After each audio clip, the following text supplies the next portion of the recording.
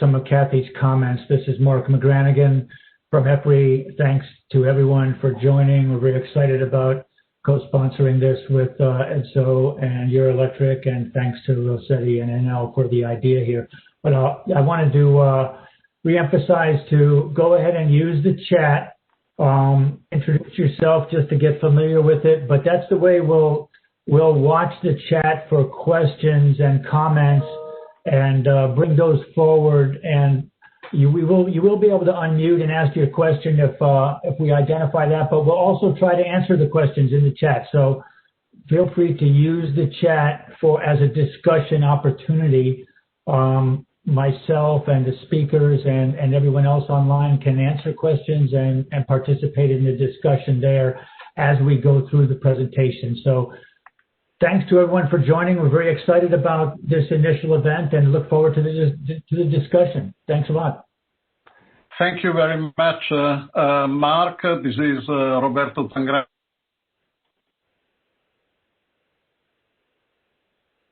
Of this. Welcome to all speakers, panelists, and participants. On our behalf, E.DSO, on behalf of Eurelectric and EPRI, as already said, and to all those who have contributed to organize this event. Especially, this initiative was elaborated on an initial idea of Rosseti of Russia and Enel Global Infrastructure and Network of the Enel Group of Italy, with the aim of bringing together global peers from both hemispheres to have a comprehensive and lively exchange of experience and knowledge from different perspectives about the most recent challenges. With this initiative, we want, as a matter of fact, become a traditional reference and a point to be seen with regular timing for the leading global DSOs, bringing in this way a collective voice of global distribution to a wider public and to the most influential stakeholders around the world. In this event on DSOs boosting the global energy transition, which will be the lead of this discussion, and especially devoted also to investment and resilience in the COVID-19 aftermath, we have programmed two parts. One today, this one, which is focusing on the Eastern Hemisphere with the participation of Asian representatives, and tomorrow, Wednesday, the January 27th, between 1400 hours and 17 hours of Central European time, on the Western Hemisphere, comprehending mostly American, Canadian operators.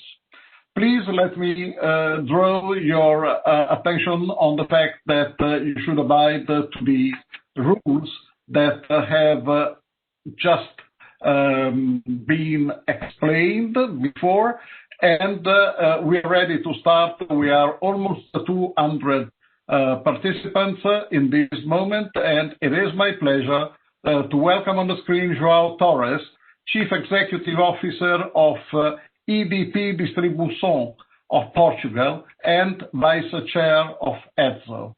João, you have got the floor, please. Thank you, Roberto. Good morning, everyone. I'm speaking from Lisbon, Portugal. Just a small appointment. Our company, EDP Distribuição, will change the name at the end of this week. Next week, we will become E.Redes. It comes from the rules from the European Commission to in a way to avoid any misunderstanding between the name of the company. So we will be E.Redes, and I'm glad to be with you. Welcome, everyone. This event is the first of its kind. For the first time, leading DSOs from all the world gathered to deliver their views on crucial topics for the distribution evolution and future. As one founder of E.DSO, and the past chairman of the leading DSO of Europe, it is a prestigious occasion to be in a gathering with all global leaders. An ambitious event that would like to become a tradition. The concept of platform is really great. It happens after a very challenging year that has brought business, our included, to confront with unprecedented and unknown competitors. It has shown that the ability of DSOs the world over has been clear and consolidated to the point the supply of electricity and the service top to customers has maintained stability and quality everywhere. Many will speak about resilience, and I can testify that the first success factor to manage and re-emerge from the difficulty is cooperation, knowledge, and information sharing among DSOs. We did it very well during this period, and we are doing very well. Indeed, we have many lessons learned from 2020, and many more we shall have in 2021 and beyond. Resilience cannot lack the support of a clear vision of skilling and reskilling of employees, advanced and continued training of more operative ones. Our people is our best active to face challenge we have. The future requires skills well behind the current one. The energy transition will affect all sides of our business, and we all shall have to tackle the new strategies that will stem from the new technologies.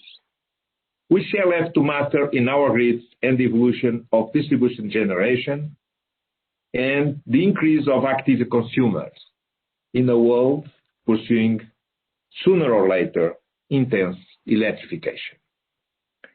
We shall also have to confront and to draw suggestions we can share within our business environment to scale up the applications of artificial intelligence and machine learning.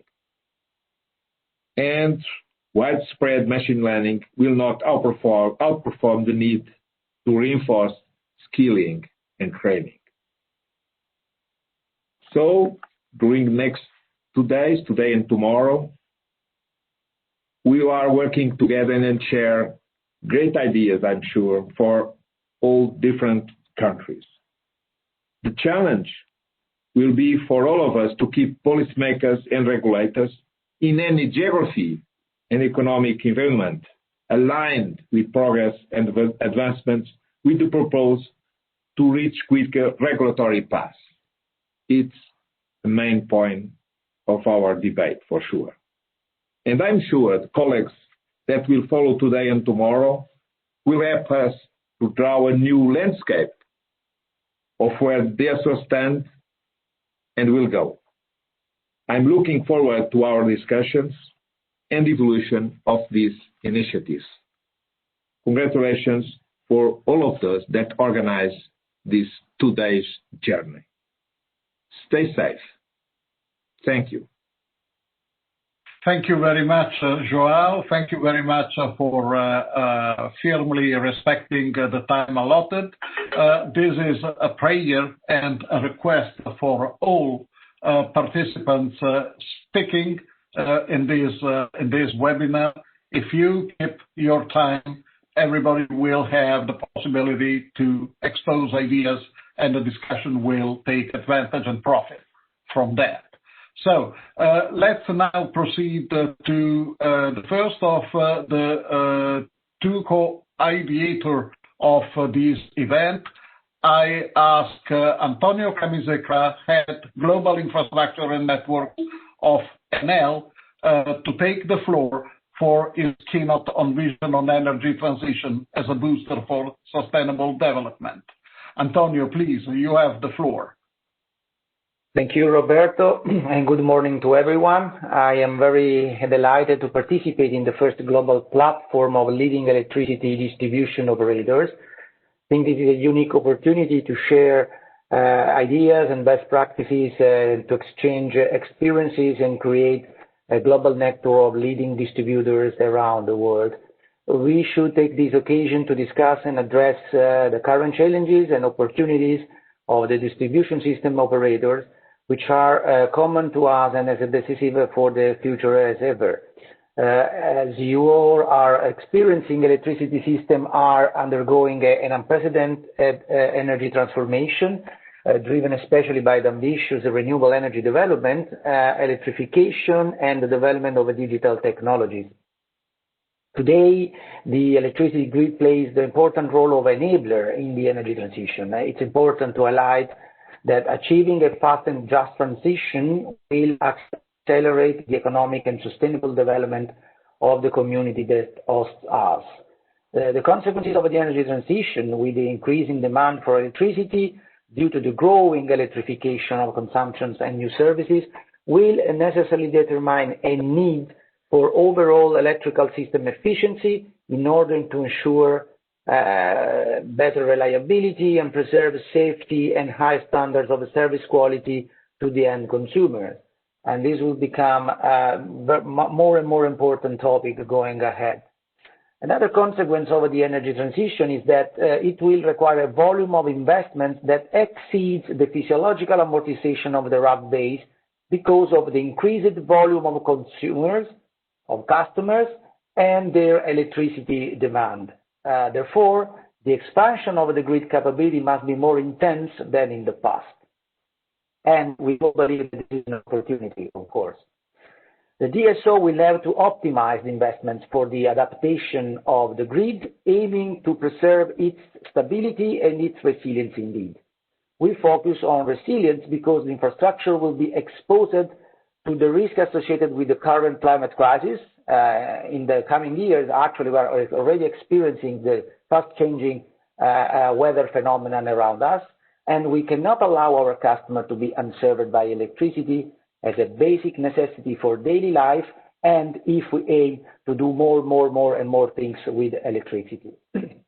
It's simultaneously necessary for the DSOs to invest in innovation, technology, and process digitalization. Indeed, the grid observability requires tools for real-time monitoring and advanced automation, like integrated smart grid systems, real-time observability, and forecasting tools, which allow the distributor to offer a better quality of service. Leveraging on innovation and digitalization is key to be more efficient and flexible, but also to create shared value with our stakeholders, for example, by offering them new services for communities and local institutions in a, let's say, API kind of service. Innovation does not have to be merely technological. It's fundamental to innovate system, processes, and business models in order to address the energy transition challenges. Utilities are evolving, or at least we are doing this, evolving into platforms, which in turn will be an enabling factor for countless new services.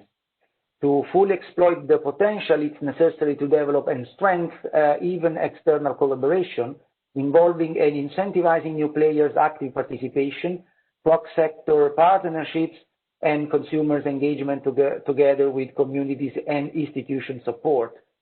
That is the reason why we consider customers, community, and stakeholder engagement a real crucial points for the future development. The interactions are becoming more and more frequent. Customers' behaviors and expectations are evolving due to the rising awareness and global concerns, such as the consequence of the recent pandemic, for example. Our increasingly aware customers will want to put a sustainable footprint on their life and consumptions, and to be an active part of this decarbonization process through their choices. For example, buying electrical vehicle, installing renewable energy sources, storage, and so on. The distributor system operators have to feed this trend and making customers increasingly more active and aware to encourage the choice of electricity for all needs as an individual but fundamental contribution to sustainability. Electricity is, in fact, the easiest and most natural choice for our customers to contribute to a sustainable future. As the quality of electrical service has increased, today the life of our customers is more dependent on electricity. They are increasingly digital, immersed in their smart homes, and in their world of information and telecommunications, all sectors whose business strongly depends on the stability of our infrastructure and the quality of our service. So it's our duty to guarantee a 100% availability and reliability of our service. I like to say, at the same time, we aim for a 100% renewable world in the future. That's the same goal we have to have in distribution business, 100% availability and reliability for our consumers. So end customers are and will be more and more participative in the management of their electricity supply, consumptions and local production, like prosumers, for example, thanks also to smart meters. This trend enables new market players like aggregators and encourages the technological evolution of customers like digital energy meters and smart energy awareness and flexibility services to support the system. In conclusion, the action to be undertaken to achieve the energy transition are at the top of the agendas of the DSOs, the TSOs, the government, the national and local authorities, and of course the regulatory institutions and bodies. The energy transition imposes a strong adaptive capabilities to the changing environment of the distribution system operators and all their stakeholders, and an obligation to rethink traditional business paradigms. The DSO evolution should be communicated clearly and strongly to the public and to our customers. Although the cost of this transformation will not be reverted to end consumer, they should be aware that a greater share of funds will be allocated to strengthening the grid and revolutionizing infrastructure, thus altering the structure maybe of the electricity bill. I conclude my speech affirming that this workshop today is a clear sign of our willingness to all cooperate in designing the further evolution of the DSO central role in the energy context. Promoting our dialogue with a global vision and sharing the best practices will be the main objective of this conference and in the future events. With different experiences and point of views, we will reap the benefit of a global cooperation in order to achieve common goals and to spread the sense of responsibility that we have towards the citizens who, through our infrastructure, aim at a sustainable lifestyle and will place an ever-growing trust on us. Concluding, many thanks to all the speakers, participants, and promoters of this event. I wish a good continuation to everybody and a good work and a pleasant day. Thank you. Thank you very much, Antonio, for your words and your message on the global cooperation needed. I think we must continue here, and it is a pleasure to welcome the second keynote speaker and mediator of this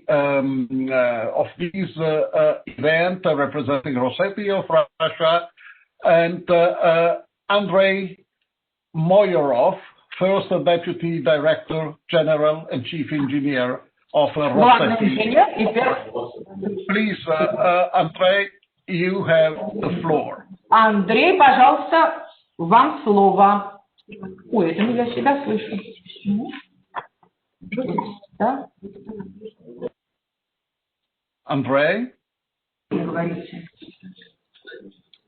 First of all, I would like to say thank you to our partners, to Enel and E.DSO, and also EPRI Institute to support this initiative to create a standing platform of leaders of distribution and grid companies. In 2020, our companies have faced unprecedented challenges with accelerated technological transformation and energy transition and global trends of decentralization, digitization, and increased trends of building up circular economy and achieving our goals. We faced the necessity to block the economic activities and mobility and serious volatility in the commodity markets.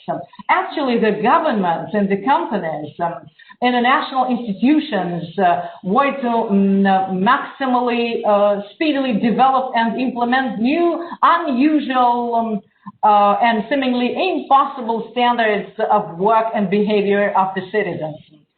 In energy and energy distribution companies had to bear double responsibility to provide reliability and availability of power supplies, because not only services depended on that, and remote work and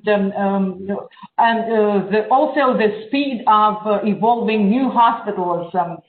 But all those events showed that under the circumstances, it is critically important to have an opportunity of direct and speedy contact with the leading companies from different geographies of the world, for us to have an opportunity to ask questions and get fast answers and consultations about the measures undertaken, which when you have just hours to make your decision and the price of mistakes is too high. And using this opportunity, I would like to say thank you to our Chinese and Italian companies during the first peak of pandemics in March.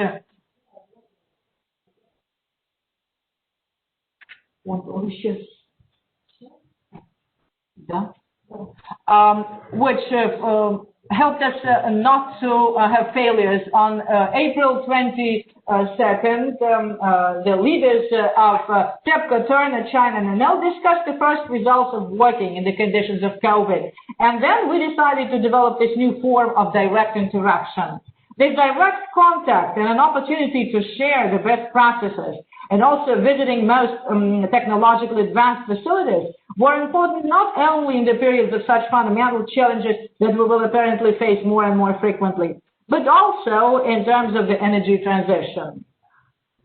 So we have very challenging tasks to improve operational efficiency, flexibility, adaptivity, and providing customer-oriented services. Also reducing carbon footprint and guaranteeing key qualities for consumers, which are reliability, safety, and availability of power supply. The majority of countries and power engineering facilities in most countries face similar challenges. Has the company correctly defined macro trends, and does it take leading positions in them? What trends predominate in consumer behavior, and what tools and services we can offer to them? What technological solutions should be selected? Do we have to implement several competing technologies simultaneously? And how to provide personnel retraining? How can we achieve a new technological level, avoiding an increase of tariffs? How can we prove our efficiency when facing massive implementation of distributed generation? Apart from given above, there are also traditional risks of equipment aging, reduced reliability when integrating RES-based generation, cyber threats, and technological dependency. The global DSO platform was created for us to jointly, without any artificial barriers and restrictions, can exchange the most essential practices and examples of successful implementation of new technological solutions to overcome risks and achieve goals and objectives of energy transition for sustainable development, creation of circular economy with minimal expenses for our consumers and governments, and with a maximum positive contribution into building an available and reliable energy sector for all. We are absolutely and completely open and ready to for any interaction. Rosseti is planning to supervise a group of best practices analysis in digitization in 2021. And as a participant, we will take part in all creative groups. Thank you very much for your attention, and have a good luck and work. Thank you very much, Andrei. Thank you, Olga, for your translation, and thank you very much for the availability that you declare on the will to directly engage on a working group. We shall take a due note of that and try to set it up after these two conferences and in the prosecution and in the continuity that we would like to give to this platform. Now, let me ask Mark von Graneghem and Chris, if has already joined us, maybe to briefly explain what is going on today. As I said, this is the first in its kind of event. We would like to give continuity to this rendezvous once a year. We would like to include as many global DSOs as possible, and we would like to tackle all of those burning and hot topics that are around our business. In doing so, we shall have now quite an interesting debate with a series of speakers and panelists, and we shall ask the participants to fill in 2 short polls that will be rendered available by the EPRI colleagues managing the platform and today. And what we would also like to underline here is that the topics that will be followed in their speeches by the panelists will reflect the guidelines of the poll. So it will be half a surprise, but you will see in the prosecution of this discussion. Mark, would you like to add anything before we kick off the panel and the discussions? Thanks, Roberto. I think that was a good overview, and I'll just reinforce that feel free to join the discussion on the chat, and we'll follow along there as we have these excellent presentations from around the world. So look forward to the discussion. Okay, thank you very much. Chris, are you around? I'm right here next to you. Thank you, Roberto. Also, just a very brief word from me. I think the keynote speakers have put it very eloquently and precisely. We're in the midst of a fantastic, exciting transition, which is going to accelerate over the next decade. In Eurelectric, we call it the electric decade, but I would go further and say this is also very much the decade of the DSOs. We are changing the energy system, and the distribution grids are moving center stage in the new, not only electricity system, but the new integrated energy system. Hence, the need for an intensified dialogue about the challenges, whether it's in the nature of the customers or the technical challenges we're facing, to learn from each other, to engage, to exchange ideas. We're very excited to be part of this. I'm very happy to see this high level of participation and the fantastic speakers we've already heard this morning. So Eurelectric is fully committed and wants this platform to take off well. We've had the same type of experience in a broader industry context with the associations from the US and Japan and other countries. So we think that a dedicated dialogue on distribution grids is something that will absolutely be helpful and interesting. Thank you very much, Christian, for your words and depicting what will be certainly an interesting common path to follow. May I ask now Knud Pedersen, who is chair of Radius of Denmark and chair of Eurelectric Distribution and Market Facilitation Committee, to take the floor and present a study on investment needs in distribution grid. Please, Knud. Thank you very much, Roberto. Can you hear me? Yes. So, well, thank you very much for this opportunity to present the report which we made together, Eurelectric and E.DSO, and with the help of Monitor Deloitte.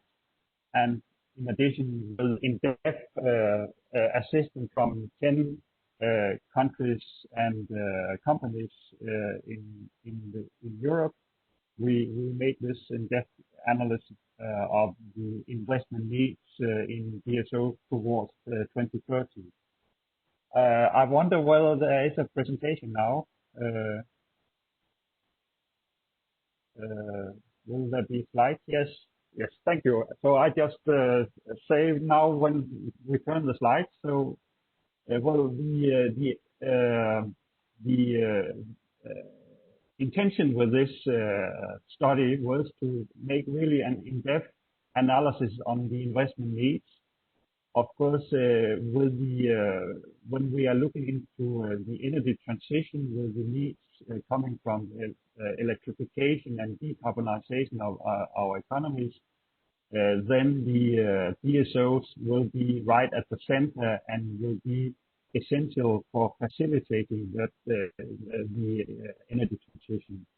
So what we found in this study is the next slide were basically 5 main results. For the first time, we had a good study on the total investment needs in the DSO in Europe, accumulated to around 400 billion euros, which is of course a significant investment, which has to take place, and which is perhaps 50 to 70% higher than the level today. These are not only costs to society. These investments will bring not only sustainability, but will also increase the competitiveness of our economies, and will also deliver on social and general economic welfare for our economies. So it's really should not only be seen as cost, but as needed infrastructure, which will deliver to the benefits and welfare of our societies. And seen from the customer side, it's also important to understand that although we have huge investment before us, the costs for customers will not really increase, because it will go with a lot more electricity being transported in the system, which will substitute other, perhaps even more expensive energy. And in this way, we think that the DSO is really in a position to develop our economies into the future. This can only happen if we have the necessary framework to deliver these services. So please, the next slide. Well, the basis for the need is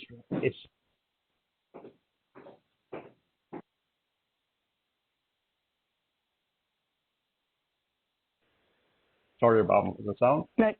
It's a structural change in our economies. The demand for electrification will come from the transportation sector. New areas of our economies have to be integrated with the electricity system. Not only transportation, but also areas where industry will require much more electricity. This is a way to deliver the greening of our economies. This will combine the customers with a pool of new generation capacities. It's said here that perhaps 470 gigawatts in European countries will be connected to the grid, and the major part of this new renewable sources will be connected to the distribution grid. In addition to that, we will have proactive customers who will produce their electricity behind the meter, but will still be connected to the grid. And the transportation sector, especially with the electrification of cars, will put new challenges to our system, but will also put new possibilities to our system. So it is a massive change that we see on the customer side. The next slide, please. That will change the pace of growth in electricity consumption. In recent years in EU, the electricity consumption has been more or less stable, but in the coming decade, we foresee an annual growth of 1.8%, which is a significant change in European context. Next slide, please.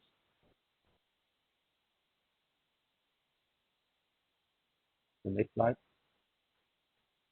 And the increase in electricity demand will, of course, put some challenges to our grids. In some countries, you will see a rise in peak demand in line with electricity demand.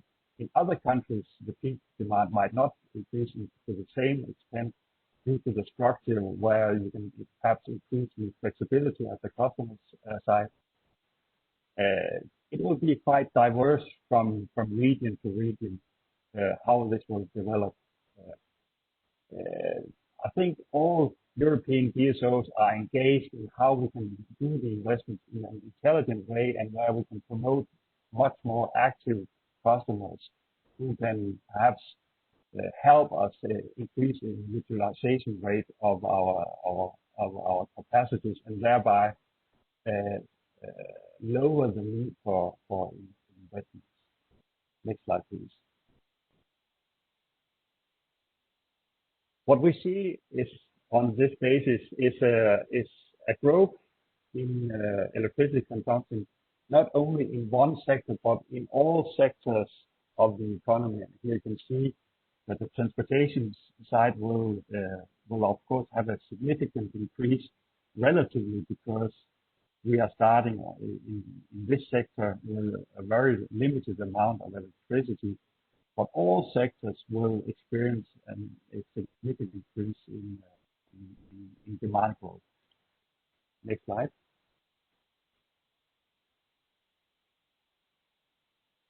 The amount of renewable being connected to our grid will be a mixture of big centralized renewable capacities, but really a major part which fortunately will be distributed generation. Also differing among our countries because in some regions there are a lot of offshore wind possibilities. In other regions, those possibilities are not available. The major part of renewable electricity will come from solar parks and wind parks positioned onshore and will be connected to the DSO grid. Next slide. Now, the investments in the DSO grid is not only related to the electrification and decarbonization of our grid, also related to a modernization, upgrade. The DSO really is a combination of old technologies, conventional reinforcement, and new technologies being brought into the system.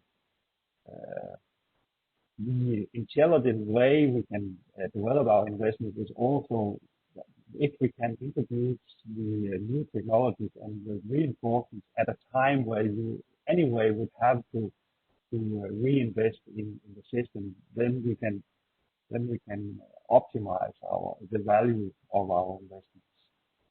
Next slide. So the numbers the total number of around 400 billion euro, which we anticipate as the total accumulated investment needs, is therefore spread among different elements. One significant element is the electrification part, but also the decarbonization by connecting renewable generation will be a significant part of the investment. But still, the bigger part is the reinvestment and the modernization of the existing system, which is fundamental for our business. Investments are not only more copper, more transformer stations, but it is also the investments in digitalization, in automation, and in data infrastructure, which can deliver much more active interplay with our customers, and especially assisted by smart meters. And finally, which also has been mentioned by already this morning, we need to invest in resilience in our system. Weather conditions will be challenging our electricity grids. In a lot of regions, we see DSOs investing in underground cabling of our grids, and thereby making our grids very resilient towards heavy storms. Next slide, please. So the total grouping of our total investments is really a broad spectrum of technologies, and it shows that the DSOs have really the challenge of developing competencies along many different aspects, going from conventional technologies to digitized technologies. We have to transform our companies and competencies to meet these new investment needs. Next slide.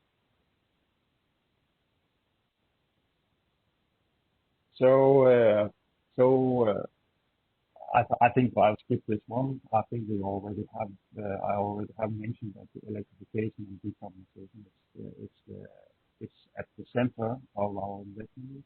Next slide.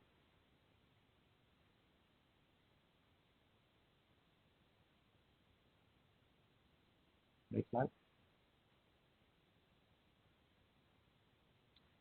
Yes, the investments, as I said in my introduction, is not only something which has to relate to cost for the society. Really, the investment will increase the competitiveness, as we see, because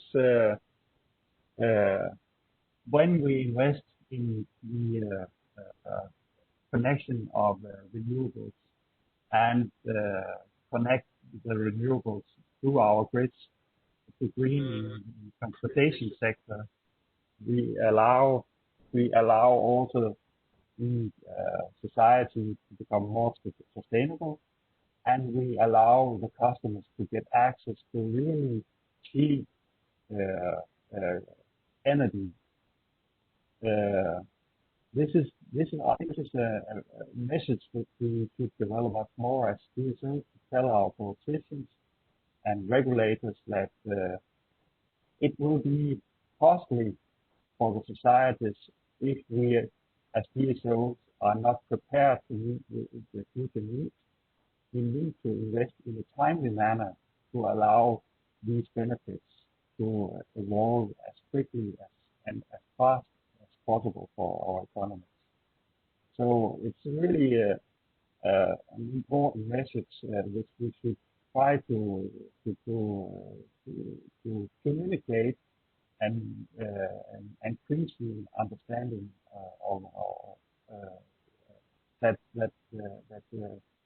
it is essential that we have the framework to do these investments in a timely manner, because bottlenecks in our system, we can avoid them with much more interaction with flexible customers. But to do that, we need to invest in infrastructure which is digitized to allow this interaction to happen. We need to invest in business processes which will allow us to send the signals to the customers so they can adapt to the capacity potentials in our system. But we need also to have capacity enough to allow the decarbonized generation to be transported through our grids. If we are not able to do that in a timely manner, then we will create less growth to our economy. Next slide. And I think it's quite important to tell the story that yes, we foresee a significant increase in the total number of investments, perhaps 50% per year, in a 50% increase per year compared to the existing level. But seen from today and going forward, the cost for the individual customer will perhaps almost not increase, or perhaps only increase very slightly the cost that they will have to pay to the infrastructure. And the infrastructure will allow the customer to access cheaper electricity, and thereby the total cost for the individual customer will tend to increase instead of increase in the coming decade. Please go to the final slide.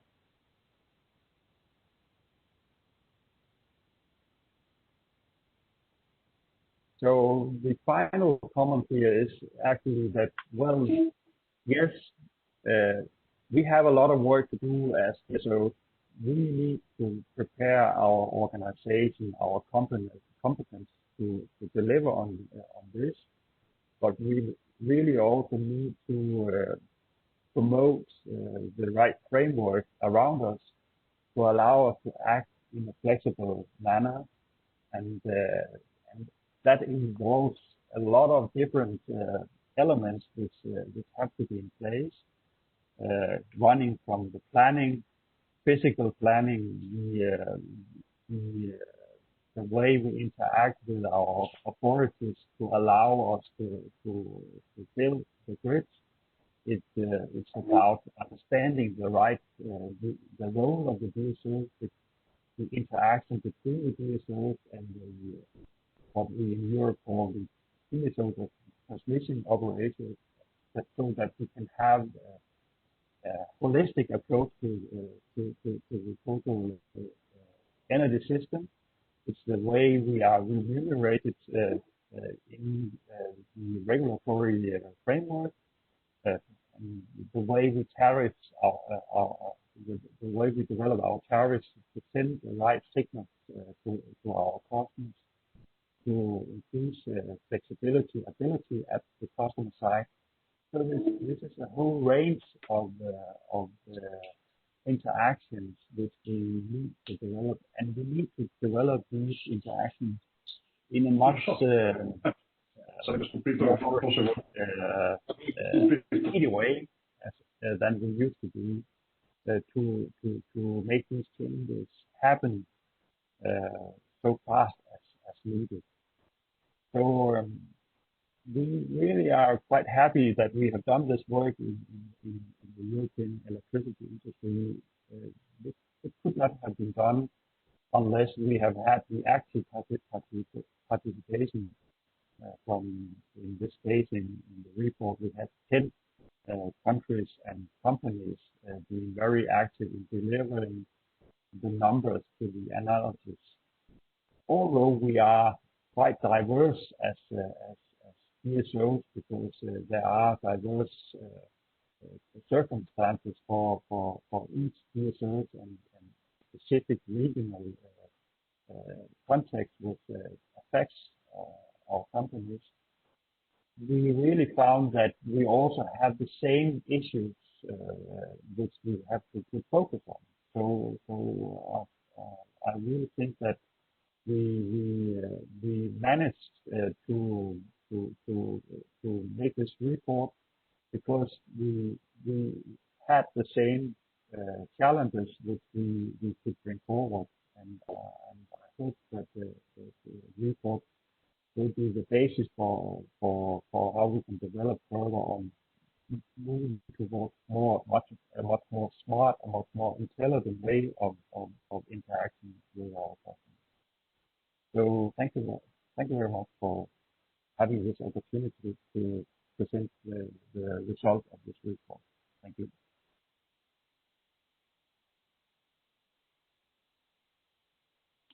Thank you very much, Knut, for this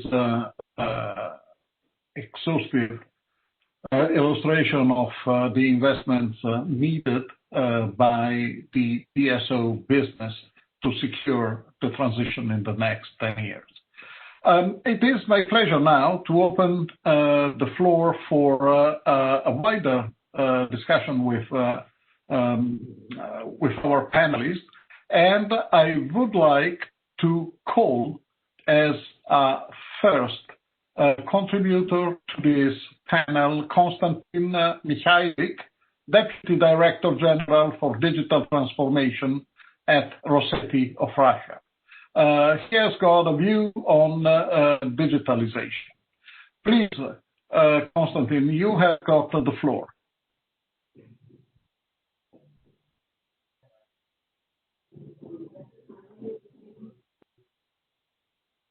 Konstantin?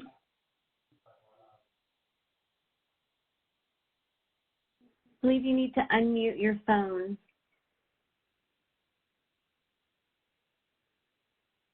*6. Sorry, do you hear us? Yes, Konstantin, you may proceed. Yeah, perfect. Thank you very much. Sorry for little delay in the beginning. Good afternoon, dear colleagues. Thank you very much to everybody who attends today our discussion, and I'm really happy to open the open discussion for the themes that are, I think, of very high importance for all of us, for all the great companies of the world. In fact, I suppose nobody will argue that the new challenges that today's reality presents for us, they totally changes the logic of our work, the logic of our business processes, the logic of how we should react on different threats, how we should be more flexible or adaptive. Everybody understands that, in fact, almost all the great companies, I can speak, of course, only about ours, but I see it like the main trend in the whole world. We are more like brick-and-mortar companies that have to learn very quickly and more quickly than any other companies to be able to provide the necessary customer-oriented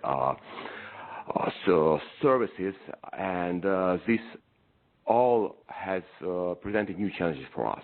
In fact, I suppose the primary challenges for all the companies during the last decade were the same. First of all, the main challenge that we all face is the aging of our equipment. Of course, it is a little bit followed or maybe even preceded by the idea of deficiency of investment resources. We understand that, first of all, not all the tariffs can be raised, and most of all are based on the tariffs. And on the second side, they are maybe not the most interesting area for the investors today, because they can have much more output in different areas, not in ours. Second, we see that the consumption growth is not increasing or low increasing, and of course this lack of growth presents new threats for us. In our case, we have all great companies, we have great risk of cyber threats. that have to face. We have risk of geopolitics. We understand that the political trends, they affect big companies primarily, and almost all the great companies are the biggest companies in the country. So all of these threats have put a great burden on increasing our readiness to introduce new digital technologies and new digital answers to these threats. Our company, I'd like to present our first slide, if possible, to put it on. Our company in 2018 was the first Russian company to introduce ideas of digital transformation. In fact, we had presented 4 bases for outlining and completing the task of going through the digital transformation. It's this kind of 4 bases. First of all, we are working with digital facilities, with digital management system, with digital communication, and with providing digital solutions for our employees. Activities in 4 of these digital directions have to present us the opportunity to be 100% observable for the network facilities and the operating conditions. We speak about the new principles of prompt response and management of our grids, and of course being able not just to form the data array of new time, like the big data in fact, but to implement the tools of predictive analysis of this data, and based on it working not just with our assets but with our clients as well, presenting them the necessary services. By 2030, it's like the horizon for our digital transformation operations.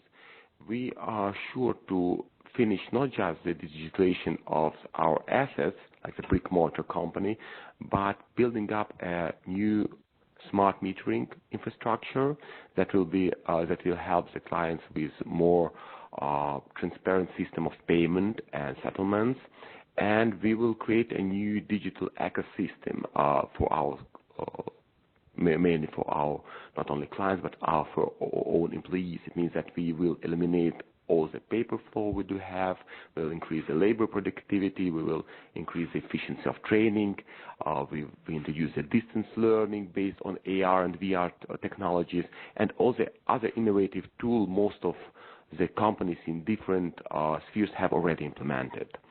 In terms of technology, if you look at the slide, we presented that we are basing not only the implementation of new solutions and new types of technology like the big data, AI, machine learning, but we are speaking, of course, about the refitting and reconstruction of our existing power grid facilities, and we are, in fact, introducing new technologies into already built up infrastructure, because the modernization of infrastructure and upgrade of morally and physically obsolete equipment is very important, but of course it should be made economically prudent.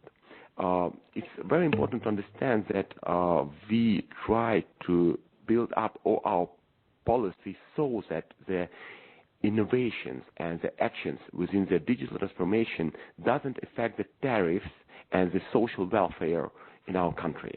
So it's a very, very thin line between getting to new horizons and not destroying what we have already built up.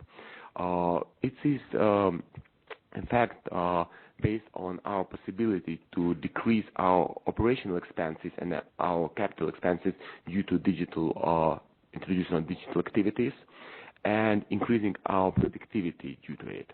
So on today's, we are speaking that all our digital transformation activities are in fact economically sustainable. The saved amounts due to these activities will be as well introduced for building up new infrastructure for further digital transformation of the remaining facilities. If we look at the second slide, please put it on. We are speaking that today, after 2 years, as we have started in 2018, I speak about, of course, about the end of the 2020, we can speak about actual results of this policy. First of all, in fact, I think that the policy of digital transformation that we have began well before 2019 helped us to pass through the acutest phase of pandemics without any shocks. In fact, our possibility of building up remote workplaces for our customers and employees, for building up new relation issues with our customers without getting for them in physical touch, it helped very much for the overcoming the pandemics. In the results, if you speak about the numbers and you see it on the slide, it's like we have built up 84 digital substations. We have finished more than 20 digital regional network control centers, almost 40 digital distribution zones. It's like our first steps into building up the digital infrastructure. Of course, we understand that we speak only about a very small amount or a small percentage of all our digital activities, the digitalized infrastructure, but we should understand that these first steps provided us with typical results that we can now input in other fields as well, not just in our grid implementation, but in other infrastructure companies in Russia. In order to change the model of companies, we have started to develop the national ADMS and SCADA systems, and we involved, as I've told you, in building up the smart metering system based on Russian company-produced smart metering instruments. And today, almost 15% of metering points of Rosseti are already equipped with smart instruments, and we are working with a project that will have more than 18 million smart meters covering, in fact, the whole perimeter of our company. And in Russia, we suppose that the whole number will be almost 80 million smart meters by the 2030. We have worked very much with our mobile applications. We have two portals. One is used for utility connection, and one used for have quality service feedback 24 hours and 7 days through the week. And during the pandemic self-isolation, all the countries have come through this period. Some of them are now in this period. You should understand that the number of requests have risen by 61%. So all these tools that have been developed for more than 2 years before the pandemic have proved their usefulness during the pandemics very much. Today, Rosseti is developing also additional services based on digital technologies. In fact, we are trying to build up a whole nationwide system of e-mobility infrastructure. In fact, we were between the countries that lack a little bit in building up the infrastructure. We speak about the necessity of building it in our 30 largest cities and 30 biggest highways that connect them. And we are working with the smart city solutions. We started with external illumination systems, but today we are building a connection between the grid systems and external illumination based on smart load management systems. And in fact, all these competencies that we have gone through, we will provide them for our partners overboard. We are looking for new joint projects in alliance with our foreign partners. And of course, I hope that this pandemic will end, and by 2022 in October, we will all meet on the 25th World Energy Congress here in St. Petersburg, and we can be able to not only welcome you in Russia, but to present you with actual results, just offering to see it by your own eyes.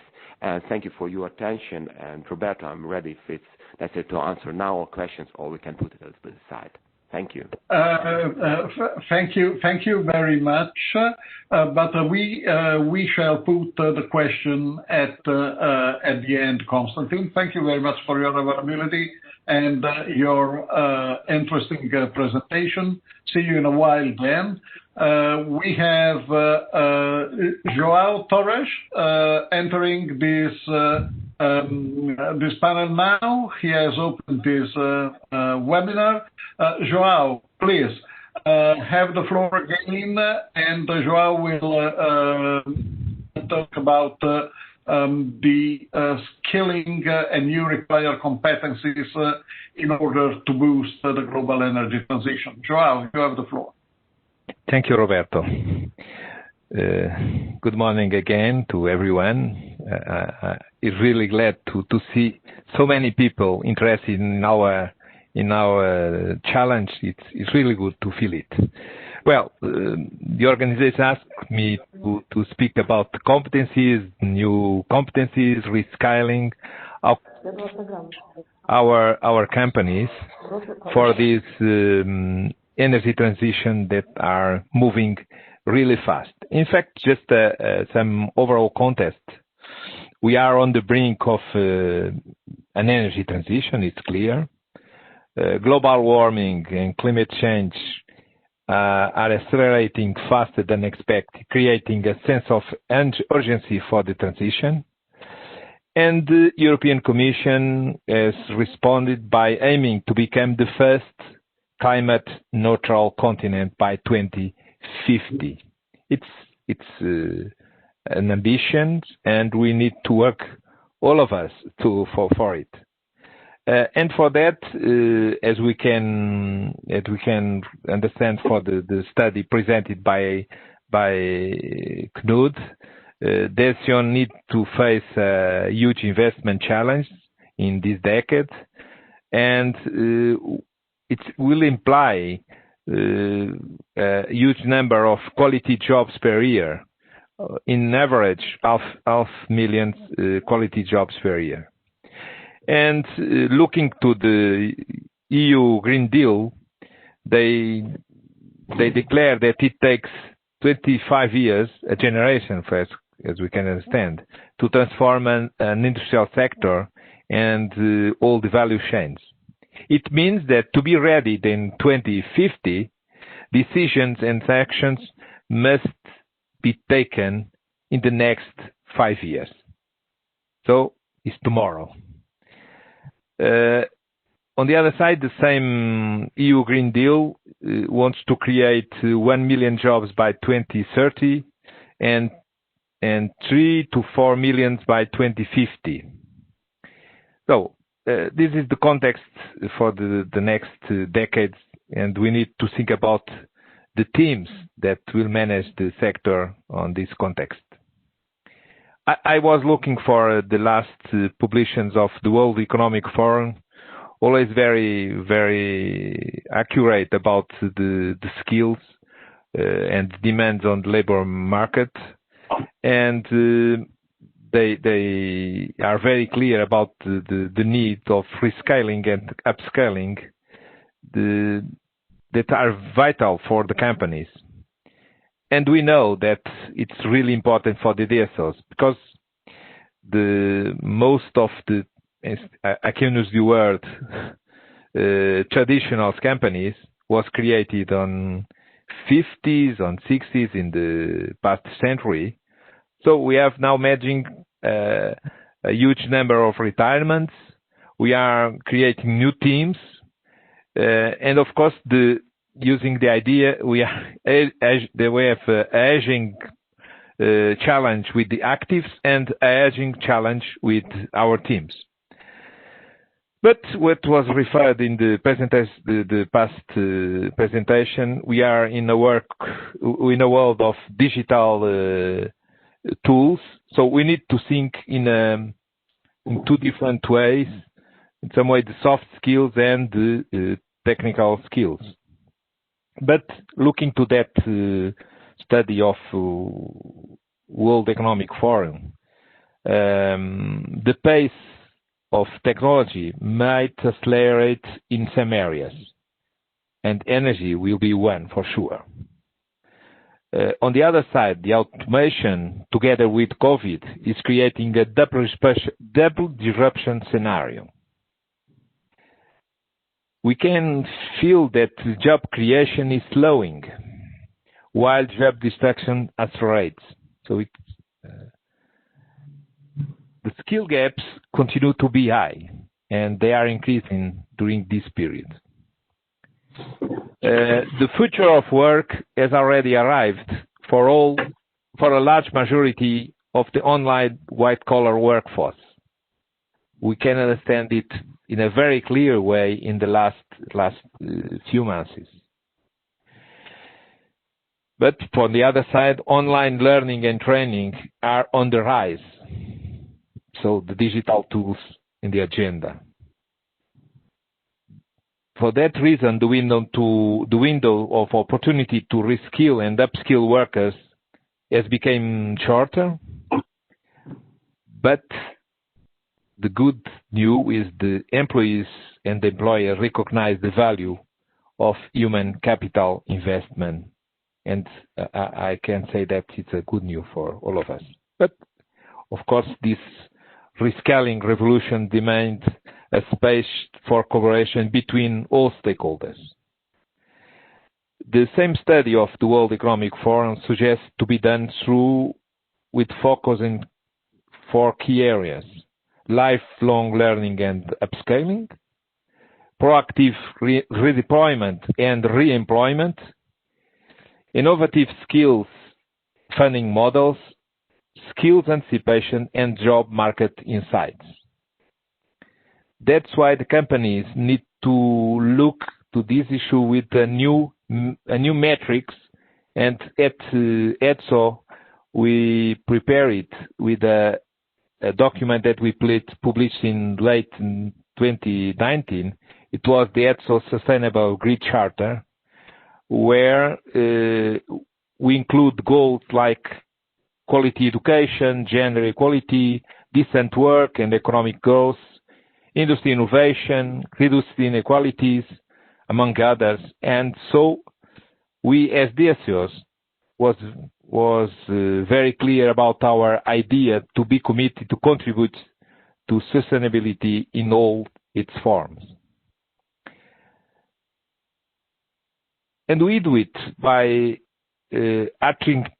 attracting people and students to technical subjects in cooperation with teaching institutions. We need to reinforce that connection, to provide in-house training to ensure that the current staff have the knowledge and skills needed to carry on their job in a safe and sustainable way, by offering a broad range of vocational training opportunities.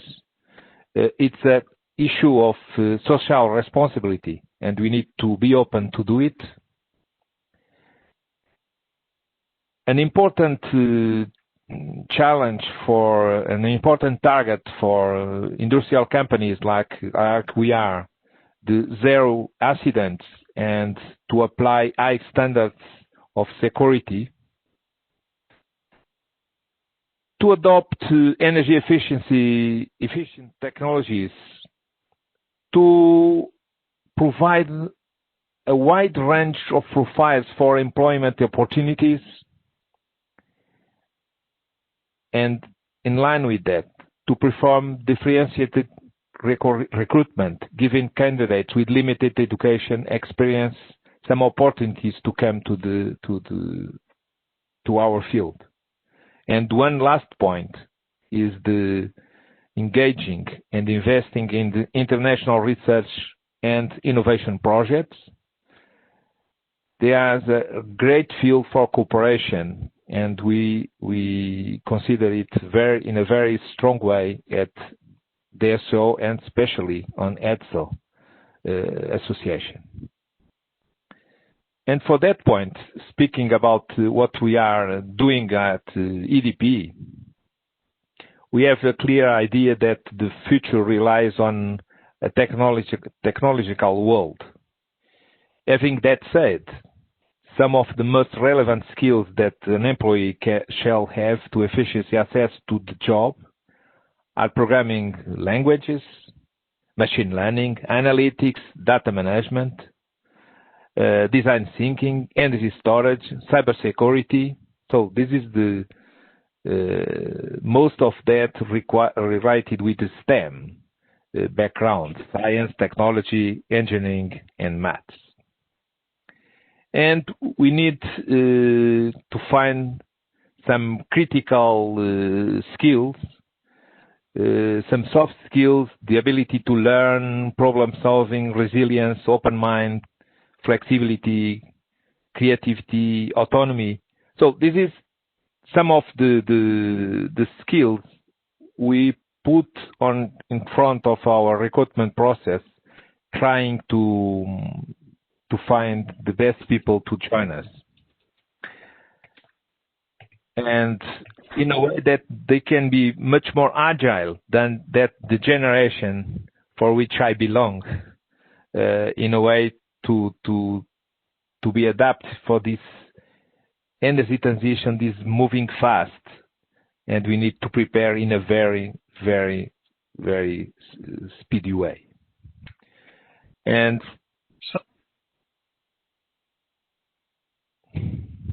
are you concluding? Sorry, I jumped in. Yes. I thought. Yes. Sorry. So that's why for us it's important the job shadowing, internal mobility, to work with third parties to educate our staff, and the communication inside the companies. We really need that these digital tools we have now can help us to boost this preparation, and we need to find new ways to do it. That's why even in this stream, cooperation could have a relevant contribution. This is my main ideas for this morning. Thank you, Roberto. Thank you very much, Joao. You are just a couple of minutes out of your timing, but it was well deserved. And I will ask now Johan Bernström, Senior Vice President of Energy Networks Europe at E.ON, and to tackle flexibility and renewable integration, another key topic for the transition. Johan, you have the floor, please. Thank you, Roberto, and thank you everybody for attending to this conference. And as Roberto said, I have been asked to give a couple of reflections on the flexibility and the RES integration. I'm from E.ON, and E.ON is, as you probably are familiar with, managing distribution amongst other areas from basically Sweden in the north to Turkey in the south.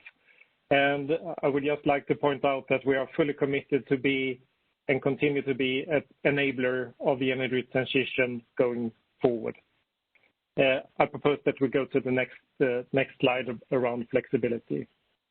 I think also that it is important to point out that even if I'm now going to address a bit around flexibility, that it's not about either or.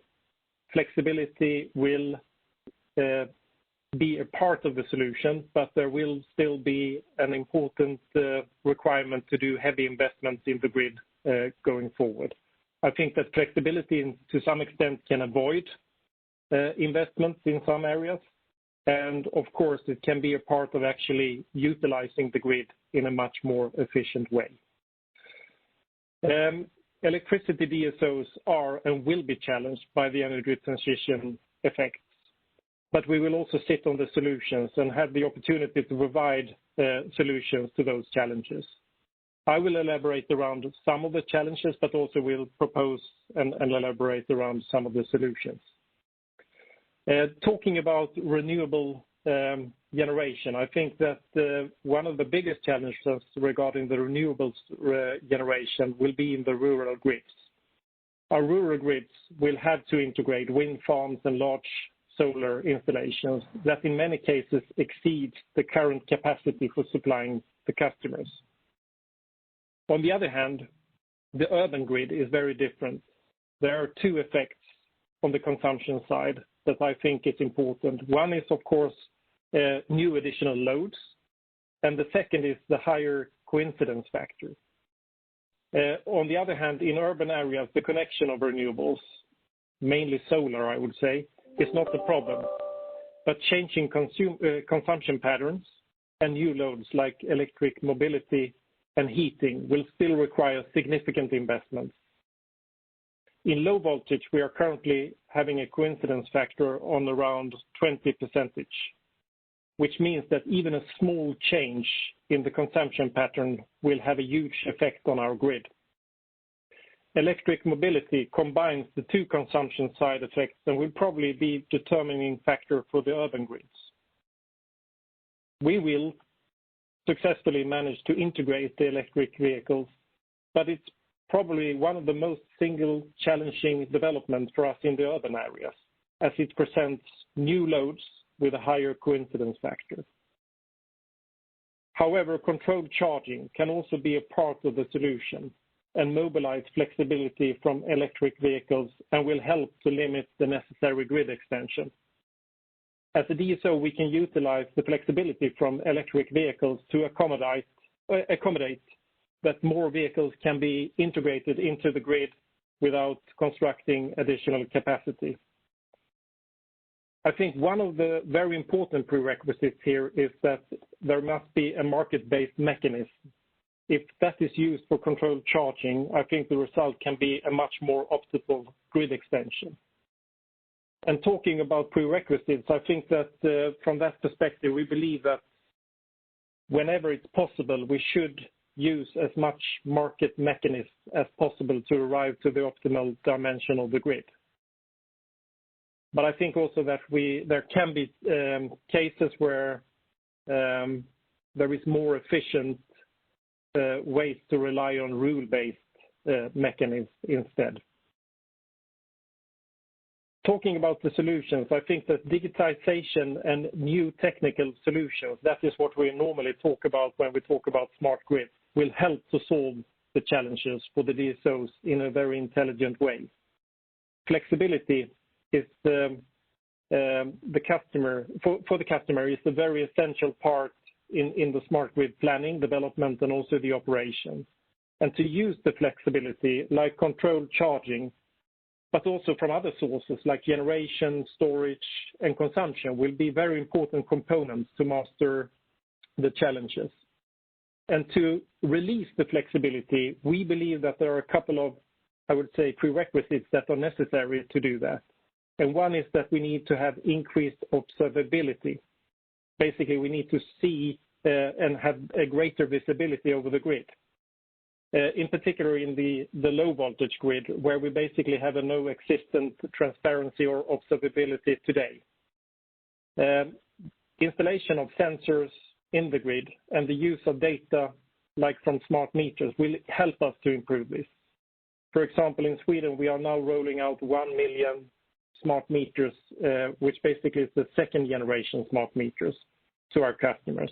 And that will clearly increase the visibility and will enable us to manage the grid in a more optimal way.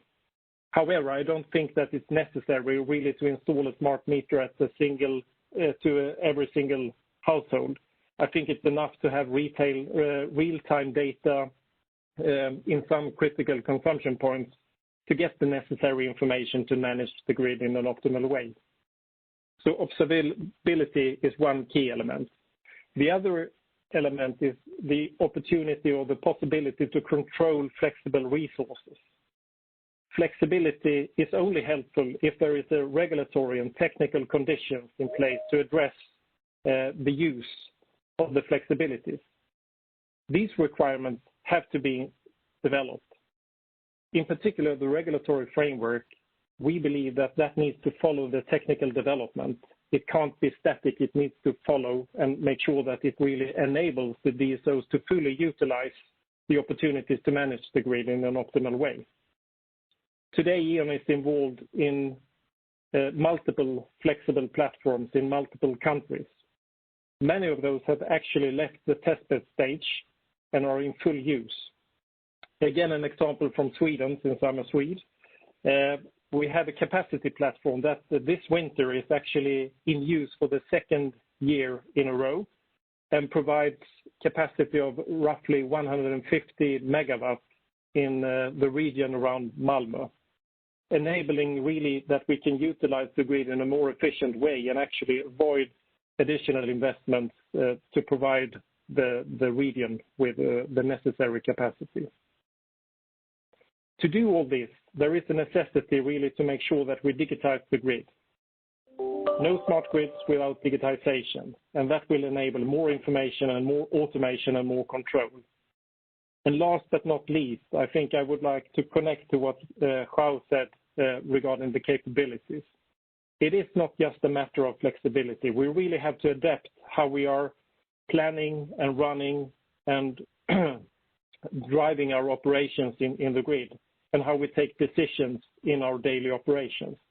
This means that we really need to adapt and develop our capabilities and culture, something that we are at E.ON are working hard on in addition to develop. Thank you.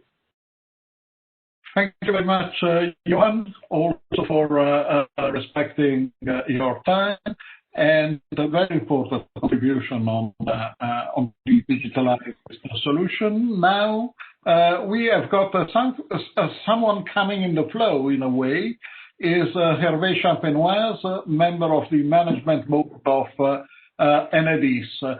Please, Hervé, you have the floor. Okay. Thank you very much, Roberto. Do you hear me? We hear you. Okay. Thank you very much. So I will speak about resilience and climate change. And, well, as everybody knows, climate change is a threat to the overall resilience of the network. Climate change affects all the regions around the world. Even in Europe, it has an impact on the network. For instance, last summer saw record high temperature across France, especially in our major cities. This autumn, violent floods hit southeast France, causing serious damage to houses, roads, telecom network, and even to underground electricity cables that were installed to prevent risk on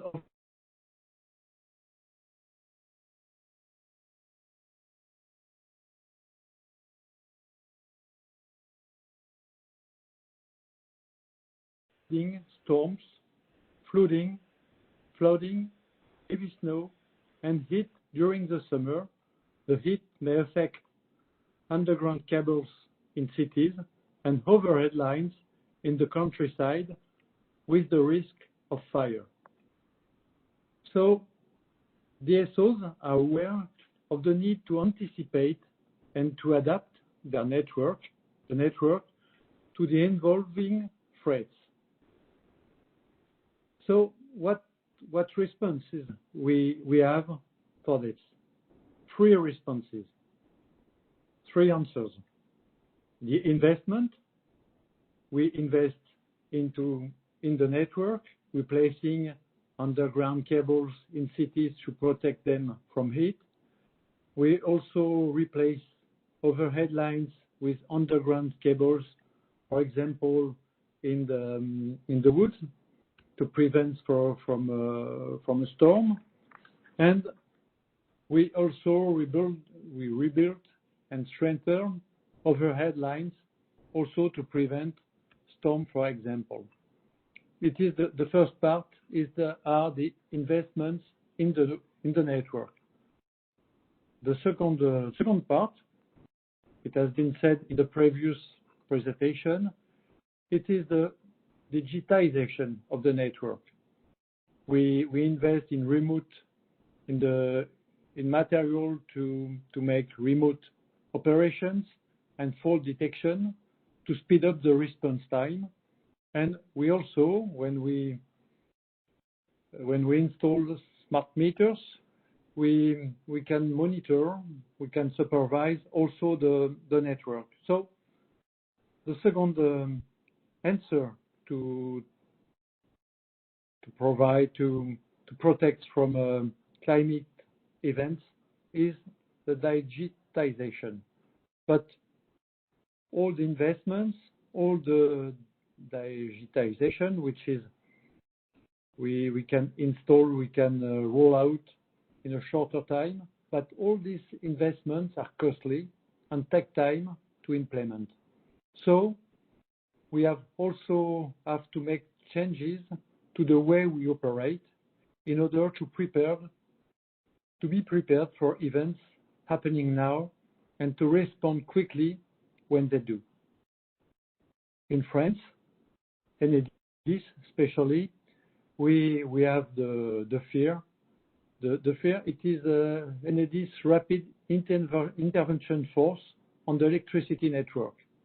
It has been created in 1999 after the series of heavy winter storms in Western Europe, especially in France.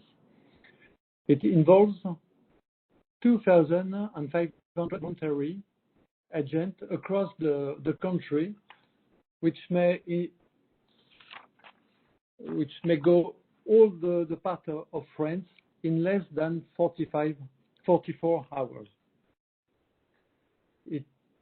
And we also have a lot of materials to help them to make interventions on the network. 3 years ago, for example, we also went to Ireland to help the electricity company to repair the overhead lines. So a rapid and efficient intervention force, it's also a major asset in the event of a growing number of major climatic disasters. The occurrence of these storms or climate events are more and more occurs more and more often. So we have 3 points to prevent the response to prevent storms. The response is first the investments, but it takes time, the digitization of the network, and also the organization to prevent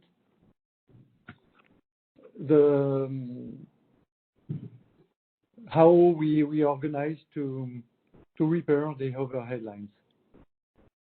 And also we have to face this to ensure customers with a high quality of supply. And for example, in France,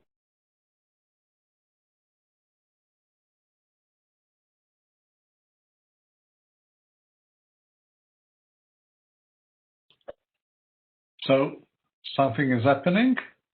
Hervé, are you still online?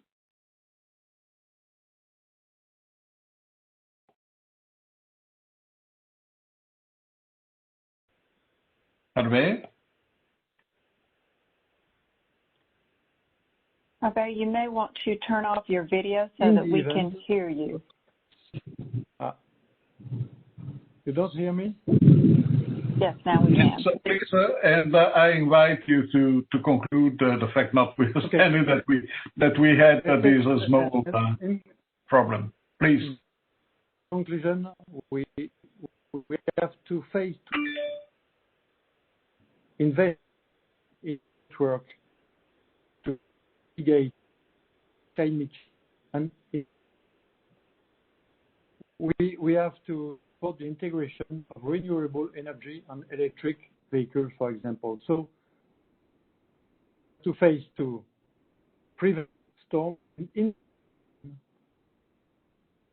we have to make investment in the integration of renewable energy and electric vehicles. It's a huge challenge for DSO and Europe exactly. Thank you.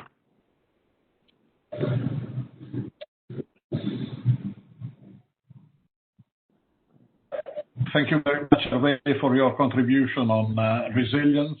It is an extremely important topic and absolutely extremely important in the words of cooperation on a global basis of DSOs. You have wide international experience in this and quite a remarkable European intervention experience as well. Sanjay Banga, welcome to our discussion.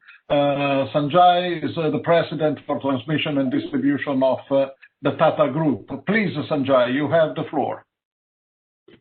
Thanks, Roberto, and thanks for having me on this platform to share Tata Power experience on digitalization and the new energy services which we are planning to integrate in new ecosystem. The last 1 year has been very, very tough for DSO. And this is the time when we realize how technologies can be leveraged in a very different way to still be in operation and provide 24/7 reliable electric supply.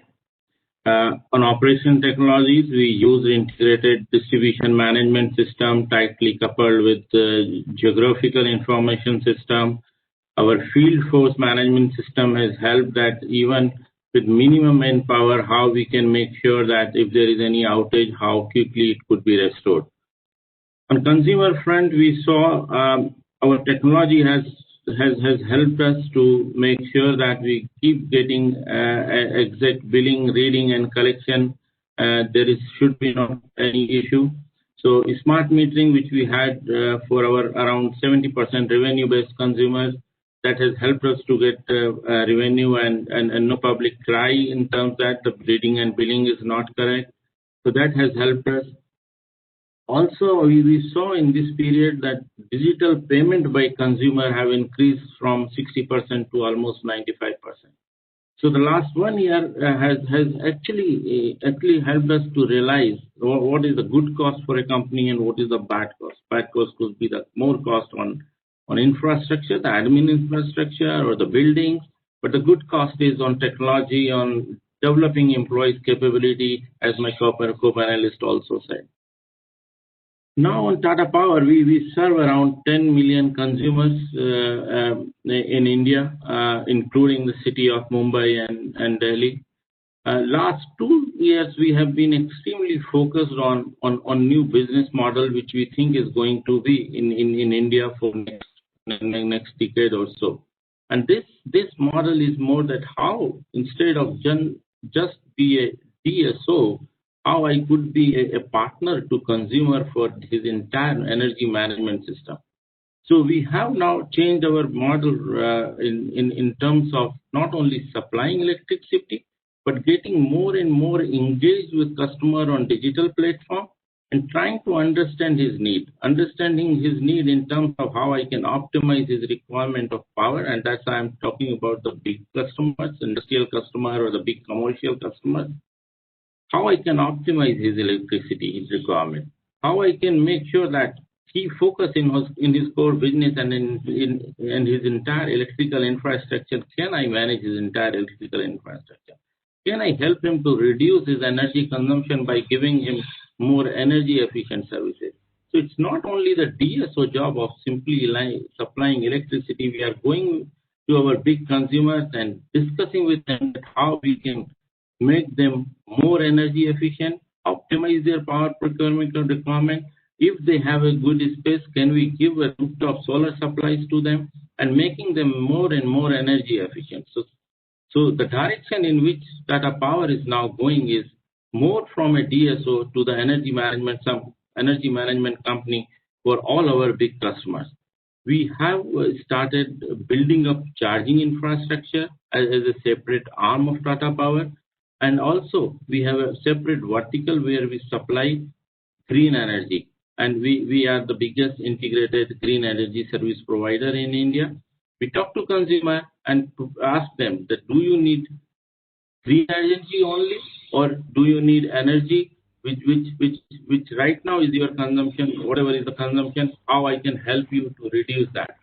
So the role of DSO with more and more renewable and EVs coming would be more of an energy management operator, not simply electric service provider. That's the message I want to convey on this platform. And Tata Power side, we are moving in that direction only. On federal government side, I just wanted to let everyone know how Indian government are now started responding on new energy sector.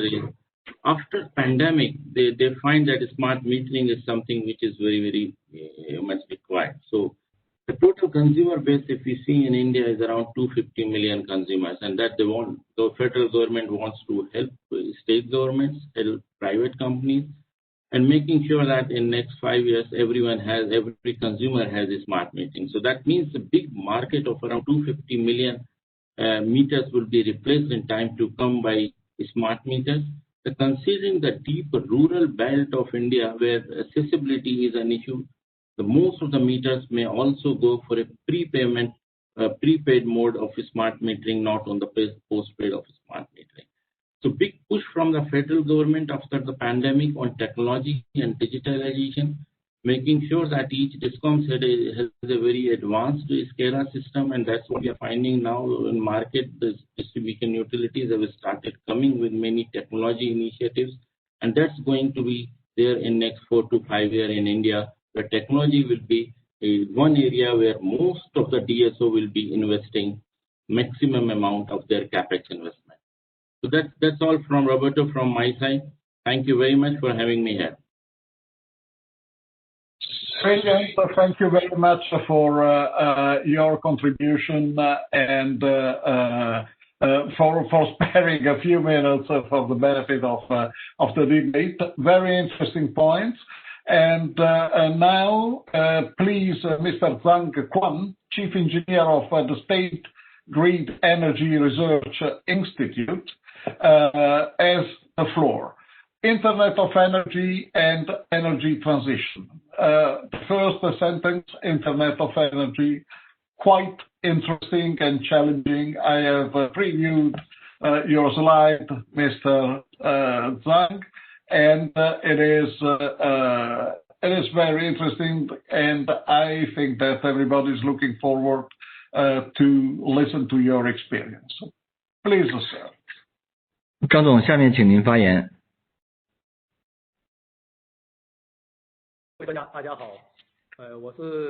Good morning, everyone. I'm Zhang Quan from State Grid Energy Research Institute of China. It's very pleased to attend this online conference and introduce the development practice of distribution network of State Grid Corporation of China. State Grid Corporation of China takes the investment, construction, and operation of power grid as its core business. It supplies power to over 1.1 billion people in 26 provinces, covering 88% of the national territory. Over the past 2 decades, State Grid has consistently set the world's longest safety record for super large power grids and built many ultra-high voltage power transmission projects, becoming a power grid with the strongest transmission capacity and largest scale of renewable energy connection in the world. By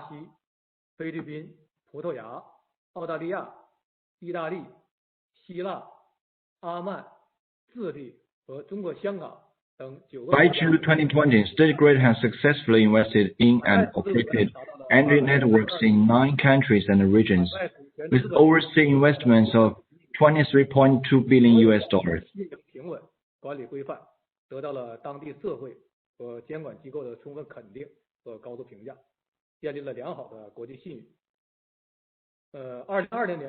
In 2020, SGCC's electricity sales was 4.6 trillion kilowatts hour, and the maximum power load was 86 gigawatts.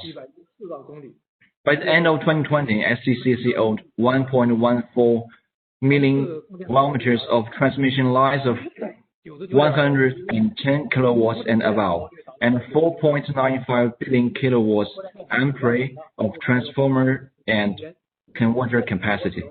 In 2019, the urban average service availability index reached 99.955%, while the rural was 99.815%. My introduction will focus on 3 parts. The first one is the practice of serving energy transition. SGCC has always been serving scale-up grid connection of renewable energy. Now, SGCC has the largest scale of renewable energy connection in the world, which enables the energy supply cleaner. By the end of 2020, the installed capacity of renewable energy totaled 680 gigawatts. Deepening alternative electrification, SGCC promotes the electrification of terminal energy consumption by replacing coal and oil by electricity in the sector of heating, agriculture, transportation, and so on. More than 270 alternative electricity projects have been executed that totaled 847,600 gigawatts hour equivalents, saved 470 million tons of coal consumption, and reduced 850 million tons of carbon dioxide emission. Such practices improve our atmospheric environment effectively and enhance people's sense of gain in health. Extensive demand response. SGCC executes electric demand response in many places, and its skills and frequency of response are among the top of the world.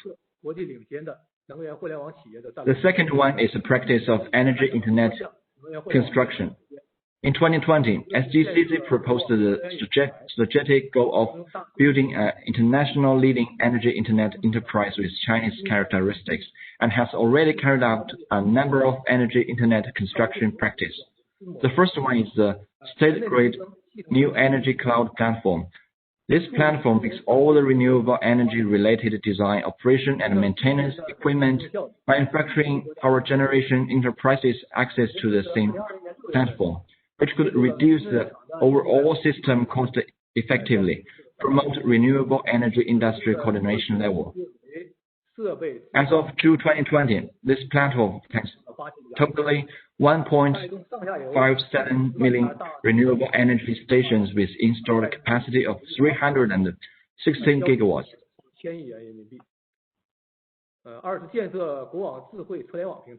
The second one is building the state-grade smart Internet of Vehicles platform, makes electric vehicle charging piles access to the same network.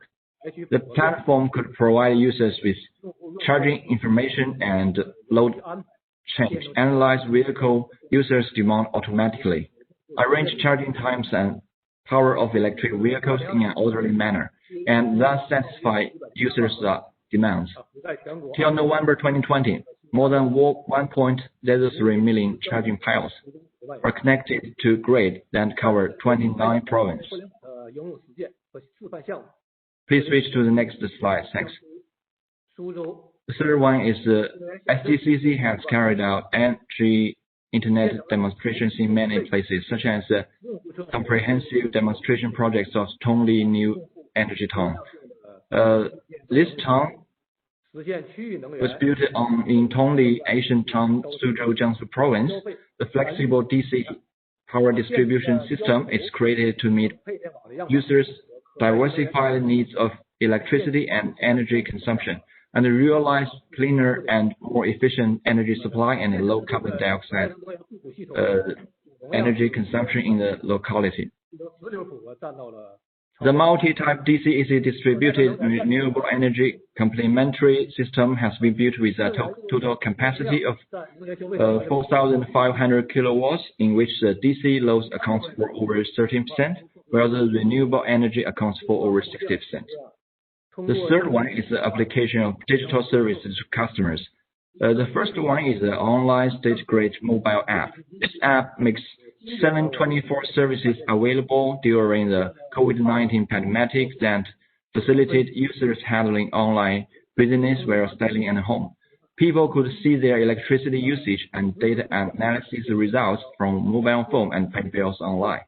Our company decreased connecting the application process, realizing one-stop for solar power and charging pi connecting application. As of 8 months after this application launched, more than 10 million users registered.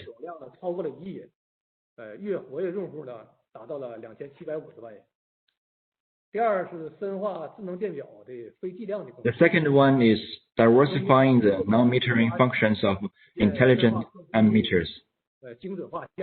Through data mining of intelligent ammeters, we created value-added services such as precise portrait of user behaviors and combined energy use data analysis, so we can provide with convenient power supply services.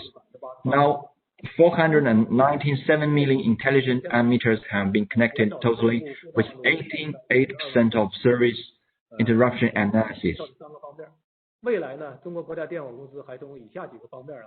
the future, SDCC plans to enhance the green intelligence, safety of power distribution network, and improve value creation competency in 4 aspects. Firstly, we will persist in great development.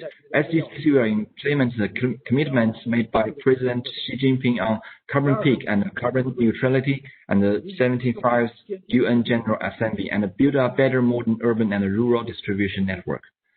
Secondly, we will concentrate on intelligent empowerment. SDCC will continually advance the application of information and communication technology, keep improving the capabilities of great holographic perception, flexible control, and system balancing, and support mutual complementation of power sources, as well as improving the coordination and interaction with sources, grid, loads, and storages. Thirdly, we will strengthen power grid safety and security. SDCC will enhance security defense system ability, improve grid resilience, and consolidate anti-disturbance and self-recovery ability. Our cooperation will also strengthen network information security with better dynamic monitoring and online defense ability. Fourthly, we will highlight value creation for all our clients. SDCC will make use of digital technology and foster new business and models relying on our great platform resources and extend the industrial chain and value chain. Priority will be given to the through resources and the user side to create more value for our customers. We are willing to enhance cooperation with all our dear colleagues worldwide and share the Chinese achievements of innovation with everyone so as to create a better world for us all. Thank you. So, Mr. Zhang, thank you very much for your interesting presentation. If now I could start the panel discussion, I would like to ask if possible to have all the panelists on screen, and I would like to start with a first question from for the panel, which is for Mr. Zhang. And it is on the topic that also originated this gathering here today. And I would like to ask you, Mr. Zhang, what are the impact of the COVID-19 pandemics on the development of the distribution network in your country? You have given quite a wide perspective. Can you spend a couple of words on the bad year that everybody has spent in 2020? Please.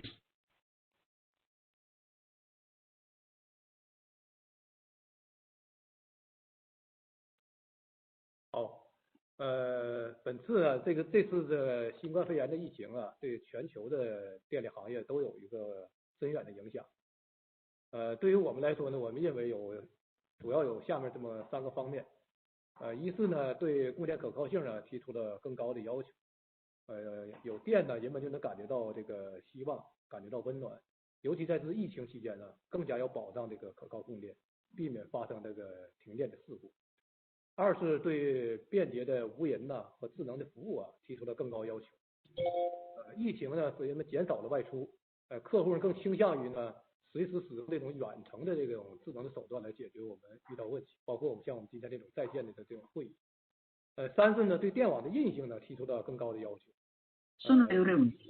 我们电网运行人员的减少，按照最小方式运行，需要电网具有较强的一个韧性。具备故障情况下的自我恢复能力。初步分析呢，对我们电网呢有这么3个方面的一个影响。我交流就到这里。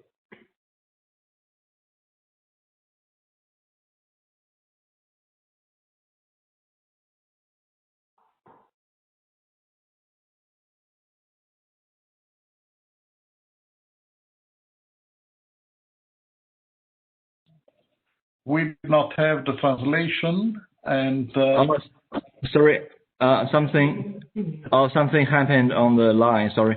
The answer is I'll give the answer as quickly as possible. Mr. Rang said the COVID-19 pandemic has had a profound impact on the entire power industry around the world. For us, I think there are three main aspects. The first one, I think, is the COVID-19 pandemic put forward higher requirements for power supply reliabilities, especially when the epidemic is raging. It's necessary to ensure reliability power supply to avoid power outages. The second one is higher requirements for convenient and intelligent services. The third one is to put forward higher requirements for the resilience of the power grid. During the epidemic, power grid operation and maintenance team has to be divided into groups to work, which requires the power grid to have strong resilience and self-recovery ability in small faults. Sorry for the delay. Thank you very much, Mr. Tian, and thank you very much, Mr. Zhang, for the transparency and clearness of your reply. I'll have a second question for you, but it will come later. I would like now to engage in a question apparently very simple, and in the same line, Mr.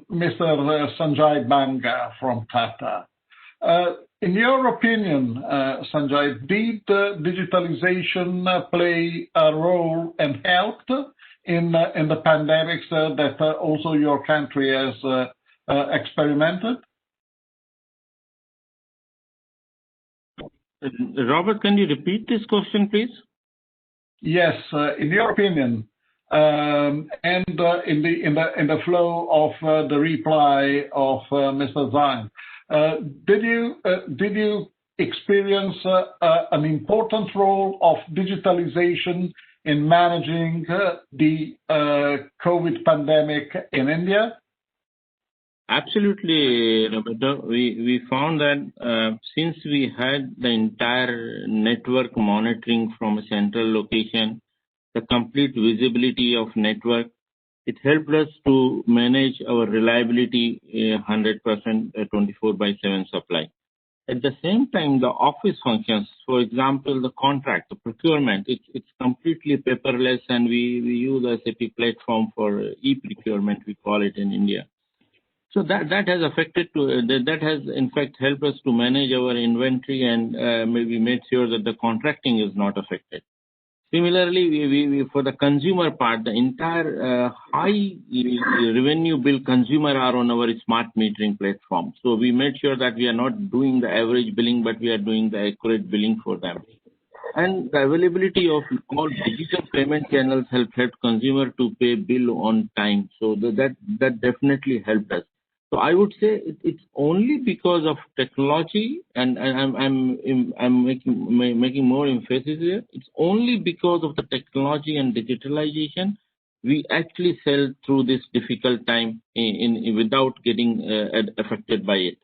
And in fact, it also now helped us in terms that the regulators are also now convinced that the utility should spend more on technology. So they ask less for cost-benefit analysis when we go for asking more funds for new technologies implementation. I do thank you very much, Mr. Banga. And it is also very important. We might come back on the topic because there is also a relation between the planning of investment over 2020 for all operators and the dynamic of the pandemic. But let me, since you brought on the table a role for the regulators there. And we had an interesting presentation on the perspective investment.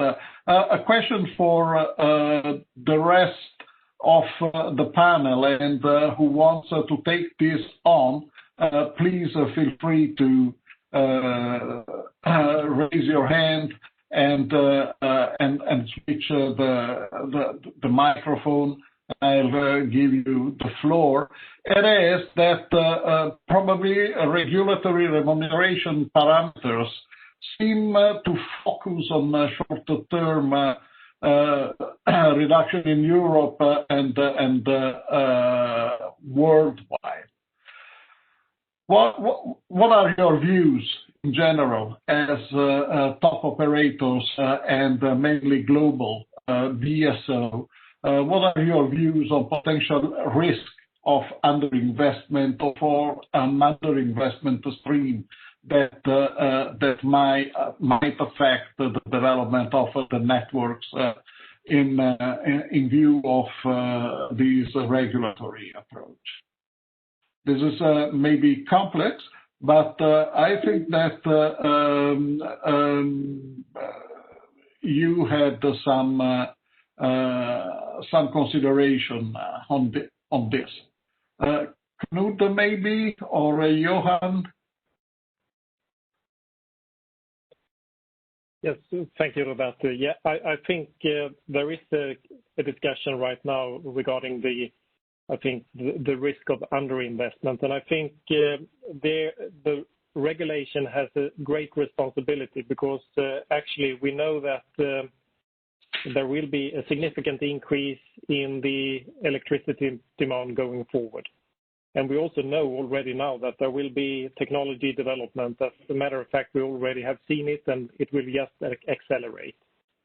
So with that said, I think that there is a great responsibility for the regulatory conditions to make sure that there will be the right prerequisites to do the long-term investments. And actually, if you look at the costs of doing, and I would not really say over-investments, I would say that investments that are fit for purpose for the future projections of the development, the costs of those investments are significantly lower than the alternative costs of not having the right capacity, the right capability in the grid to really support the growth of industries and societies and the energy transition. So for me, it's really super crucial to make sure that the investments and the regulatory schemes are there to really support the investments from a long-term perspective, so it can really follow the demand and be there when the demand is there. Thanks. Roberto, I think as Johan said, I think the trick is to produce the investment at the right time. Of course, we would like to not have the investment only just one day before needed, but that's really the tricky question. How do we develop a system where we can do this? And that's why I think we advocate in the European context to have a closer cooperation and partnership with our regulators and within the regulatory political environment, and increase the understanding of this need, and just to support what Johan already said, it is really more expensive if we come too late than if we come than if we are ready for the needs raised in our society. And I think we can learn a lot from our Chinese and Indian colleagues that they perhaps are perhaps in some situations better suited to make that kind of decisions. We should learn from that in Europe as well.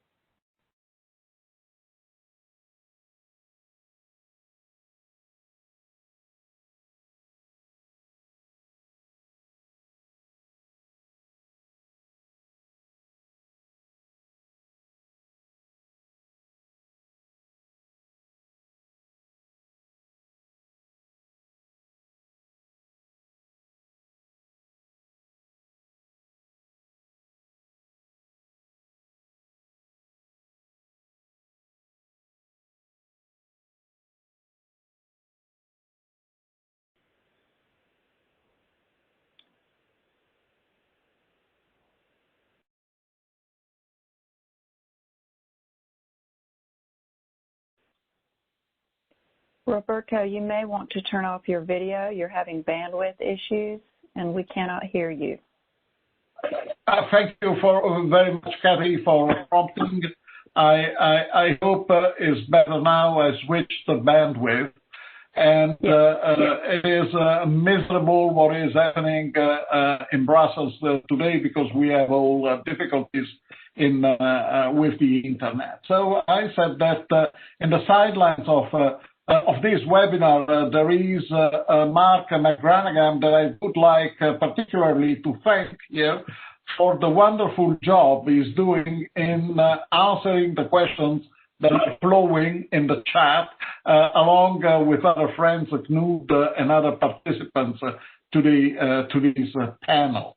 And certainly your experience in the past hour will be basic for the successive part of a question and answer in selecting the most interesting to be put to the panel now. And now let me proceed to Konstantin Mikhailik, because we have been talking about investments with the consideration coming up also from Johan and Knut Pedersen. And talking about investments, there is an investment stream that particularly in the European Union is seen as key, and it is the support to the electric vehicle diffusion and ramp up in terms of numbers. Konstantin, I know that Rosseti has got quite ambitious plans for e-mobility charging infrastructures. You govern a lot of kilometers of lines in an extremely wide territory, and your territory is not the simplest one in terms of geographical conformation and atmospheric conditions. So, what is your assessment in respect of other European countries of these particular investment streams in country like yours? And exactly what kind of a platform are you going to create to manage what promises to be quite an impressive network for this? Roberto, thank you for the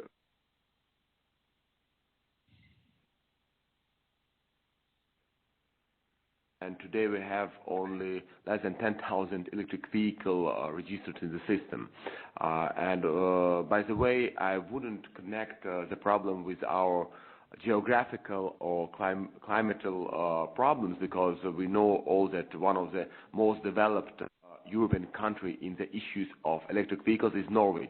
As we know, Norway isn't the most warm country. I know it's like not California or Spain, so it's not the problem of geography. I suppose it may be one of the main problems we face, and it has been already mentioned even in by the previous participants, that not always the government sees the long-term vision versus the short-term. So nobody was ready here in the government to support the idea of developing the e-mobility, the vehicles, and it was creating like a vicious cycle. So we didn't have enough demand for the e-vehicles because there was not enough infrastructure and not enough supply of cars, because we don't have today any produce of electromobiles here in Russia. Now we see a huge transformation in the politics of the government. The government began to introduce measures of first non-monetary support. We hope for a monetary one, and in fact these types of support the government is asking for the best practices, like benchmarking the practices that have been introduced by the foreign governments.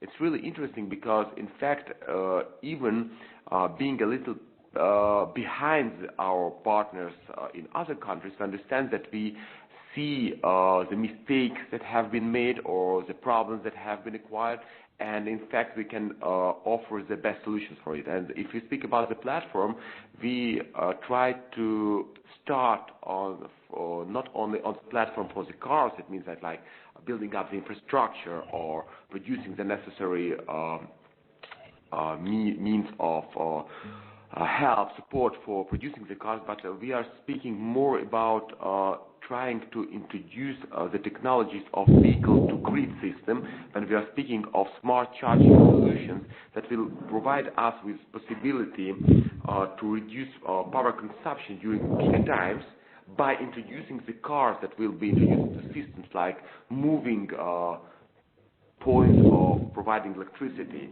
So the bidirectional charging stations from the electric vehicle will provide power back into the system. So this technology is being just now introduced in Europe and in the United States of America, and we want our system to be based on this improvement. So we have some partner projects with Enel, who is working with it. We are getting information for our overseas partners from China, from the United States of America, and it's clear that this technology will enable a more efficient usage of electric vehicle fleet in huge cities, and so this will be the base of our platform. So we'll provide the necessary infrastructure, and we'll provide this infrastructure with the view for vehicle-to-grid technologies, something like that. Thank you very much for your exhaustive answer on this. I would like to engage here a reaction from a large country with a very large distributor. So your opinion, Hervé, and a model country in many respects for the development of the grids, and namely EPRI of Portugal with João. You have both the floor. Just decide who is delivering the answer first. João, maybe. I see you on the screen.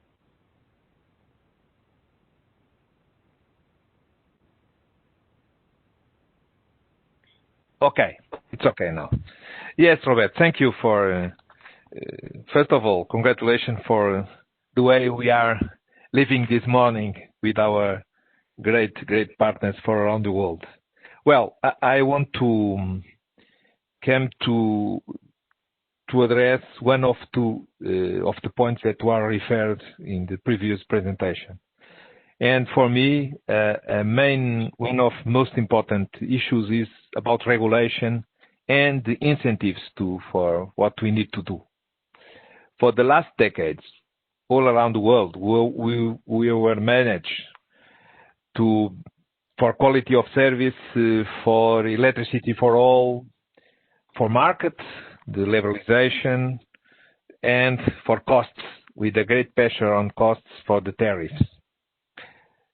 For the next few years, with the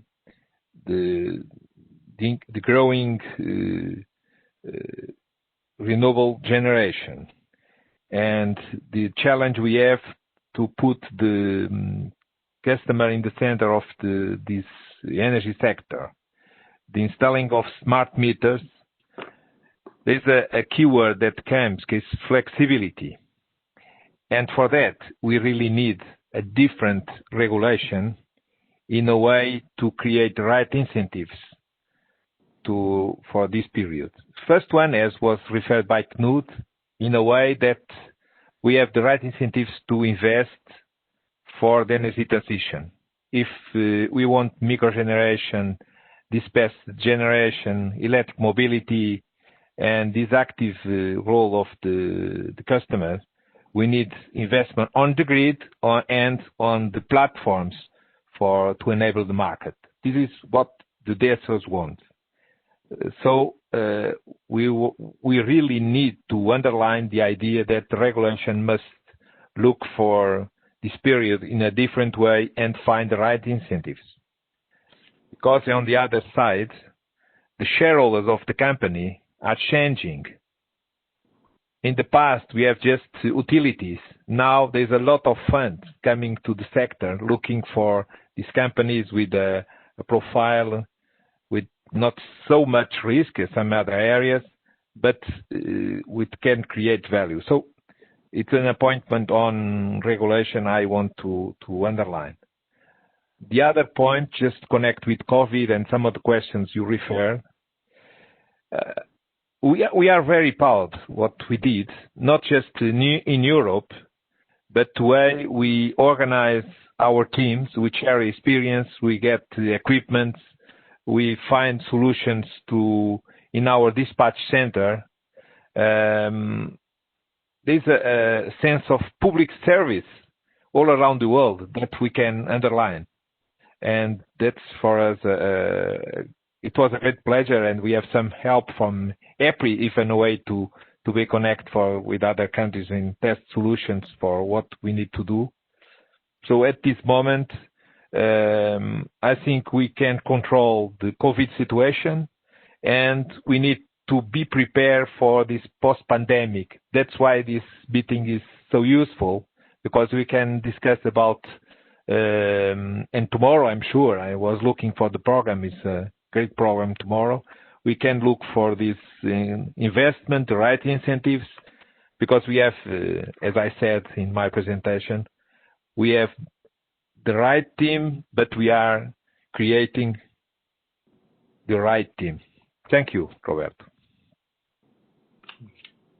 I do thank you very much. And Hervé, what is your point on this? Thank you very much, Roberto. I do agree with the right incentive to invest for us. It's very, very important, and we are on a long-term activity with a lot of stakes. The network, the distribution network has changed.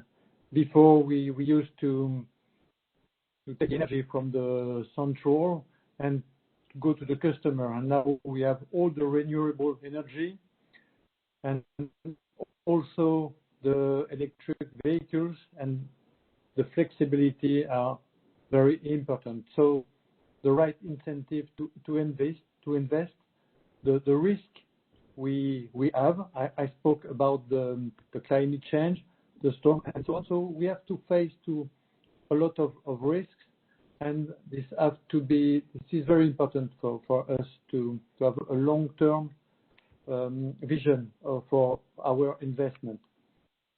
As you know, we have just rolled out 30 million meters in France, and it has been possible to do that since 2015 because of a long-term vision with the regulator to allow us to roll out these meters. And it's very important for us because, as I told before, with the smart meters, we can, of course, provide services for the customers, and also it allows us to have a vision of the network for flexibility or to react, and if there is a failure on the network. As you all said, and other people on the interventions, for us, it's very the exchange with the regulator, the dialogue with the regulator is very important, and we need a long-term vision for our investment on the network.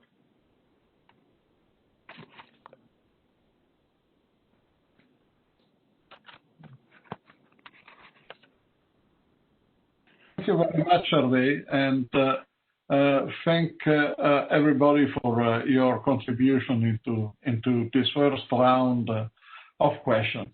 I have got one extra question that came came up in my mind, mainly listening to you in the past minutes. And I would like to put this question to Mr. Zhang and Mr. Banga. And it is very much in the same stream. You represent two enormous countries in terms of population complexity for the distribution networks, dedication to innovation to rapidly modernize the structures, etc., etc. What is in the future? What is in the future, and how do you see, Mr. Banga, the utility business in the near future, in the next 10 years in India? And Mr. Zhang, in the future, what is the blueprint that the State Grid Corporation of China that you represent here today is bearing in mind in this challenging definition that you brought to us of the Internet of Energy and Electricity? I am very much looking forward to your replies, and I'm sure that that the public also is expecting something in this respect. Please, you have the floor. You choose who is speaking the first, Mr. Zhang or Mr. Banga. You are both invited to the screen.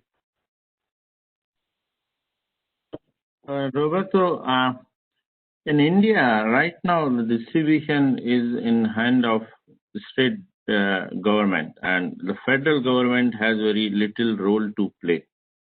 Few cities are there where the private DSOs are there, like we are there in Mumbai and Delhi. The pandemic has a very bad impact on the financials of these state DSO because the demand went down by around 70%, and this demand was mainly from industrial and commercial consumers, where they pay high tariff as compared to residential consumer in India.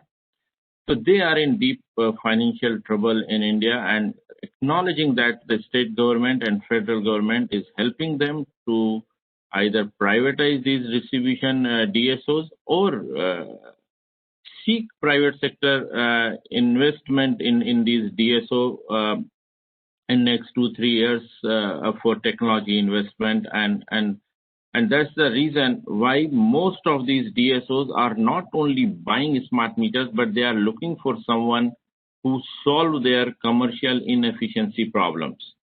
Now, what I see in time to come in next 5 to 6 years, there are few good points which are happening. One is since these DISCOMs or DSO are inefficient, they will bring the loss levels down, and that will help in reducing tariff. Second thing which is happening in India is the growth in power demand is going to be up. So that will help us to reduce again tariff.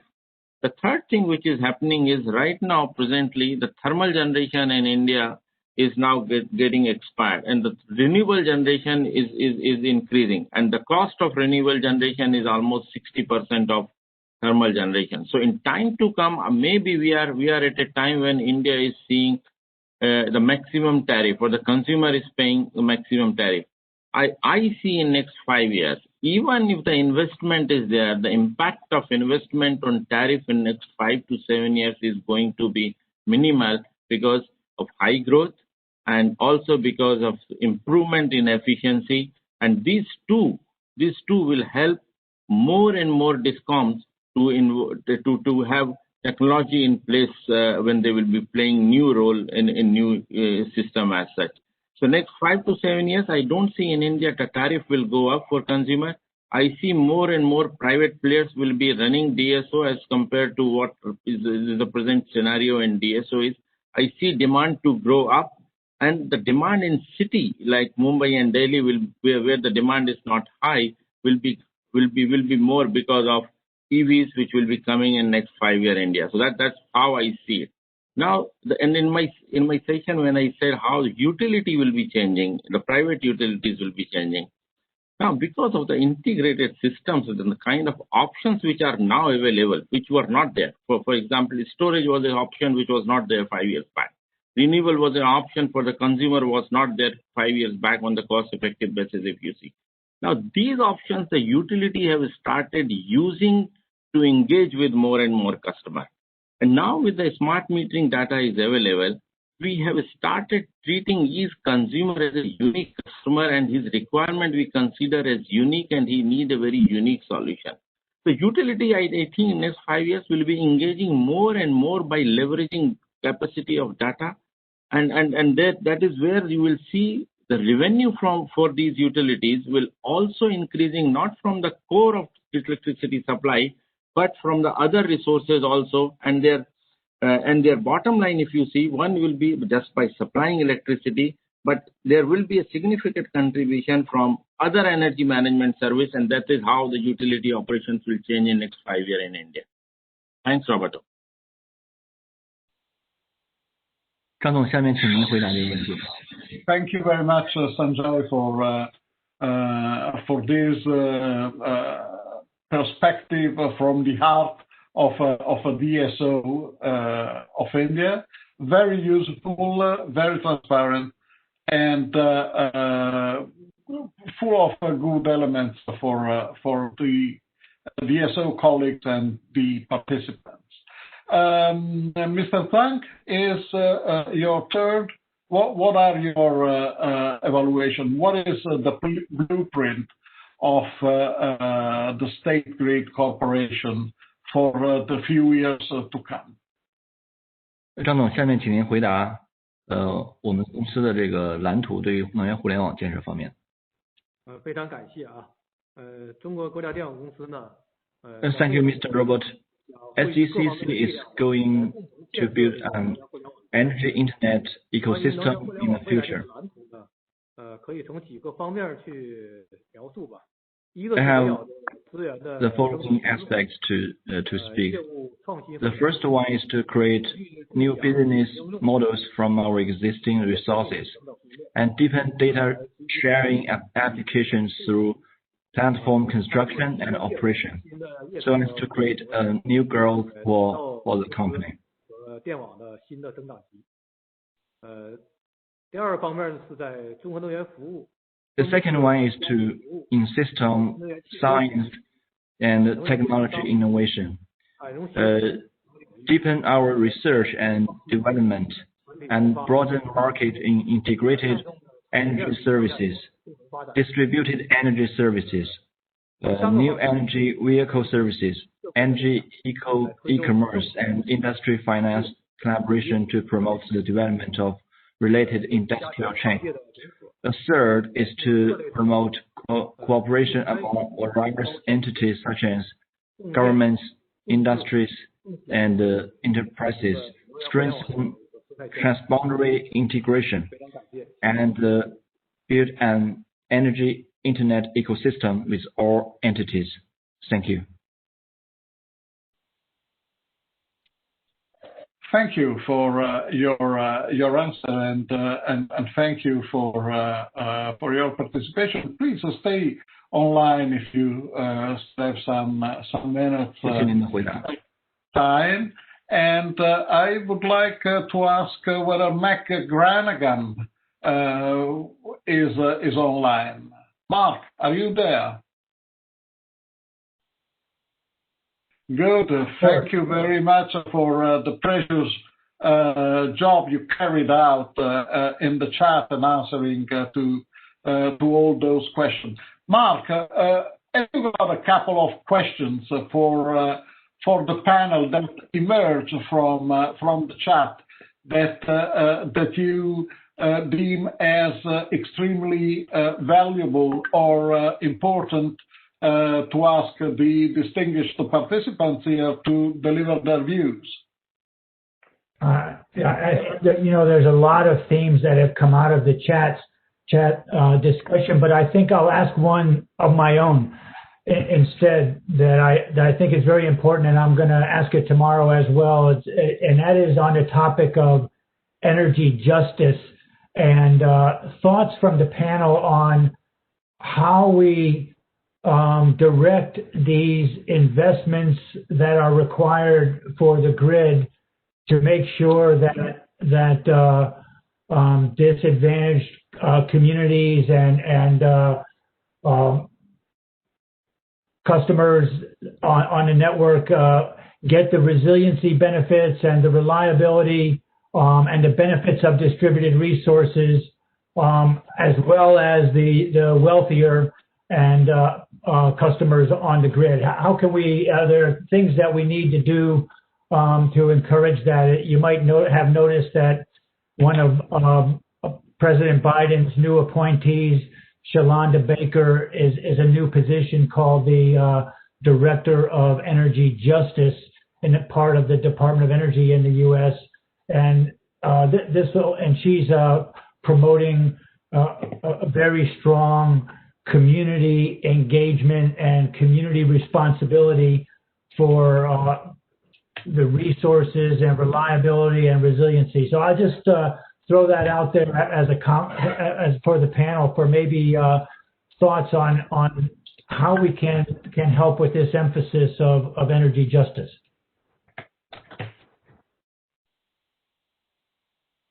Does anybody want to pick up that question in the panel? It's João Torres. Please, João. Hello, Mark. Hello, Mark. Great question. Great question. I don't know if I can give you, but it's an important point, especially when we are in a conference that is global, because we are living in Europe. I'm living in a city with a high quality of service, but in fact we need to think on all the system.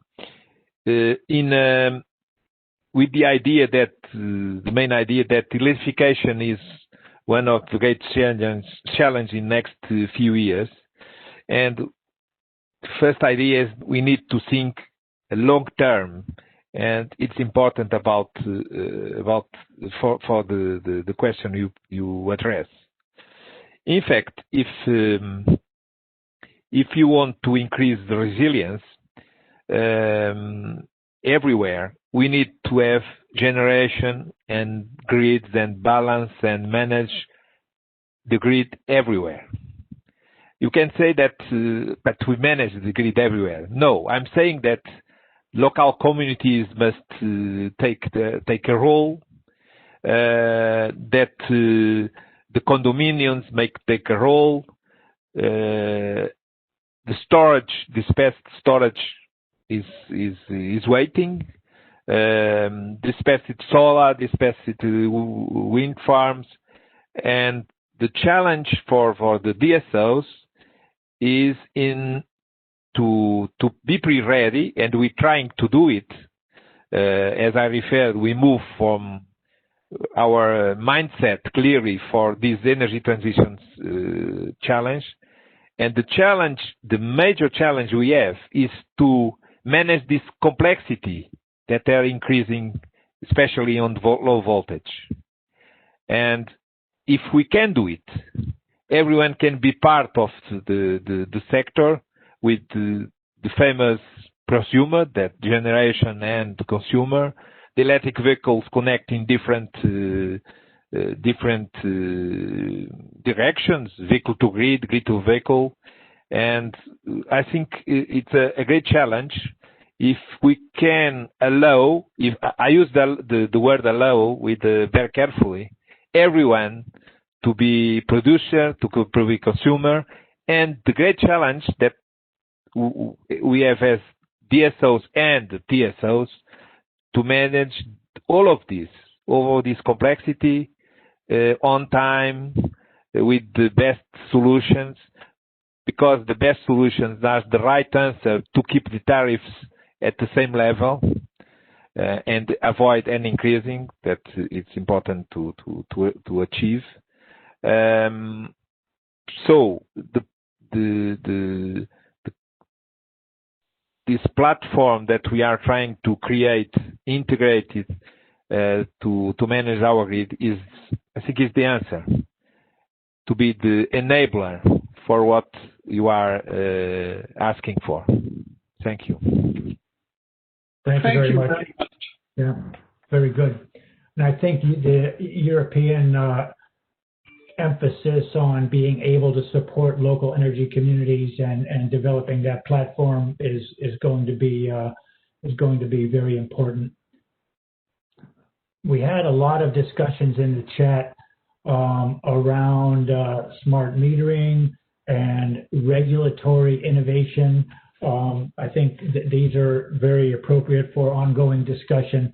I mentioned in the chat recent developments in Hawaii around performance-based regulation that illustrates that there's a lot of opportunity to share in kind of this sandbox concept of regulatory innovation and learning from efforts going on in Australia, Hawaii, California, and throughout Europe around how regulatory construct can support local energy communities, the customer participation, and non-wires alternatives for grid investments. And this is going to be an exciting area to follow as we go forward. So, thank you very much, Mark. If you don't have other remarks, I would ask Angie out there, along with Kathy, to launch the first poll, and I will ask and prompt the participants to take the poll. There it is. You have it in the polls. You have it in the options that you find where you find participant and the chat as well. And you have 3 minutes of time to select 3 out of 8 suggestions as what you see the most relevant areas to be considered as priorities for current DSO business in your company or group now. We are talking about present.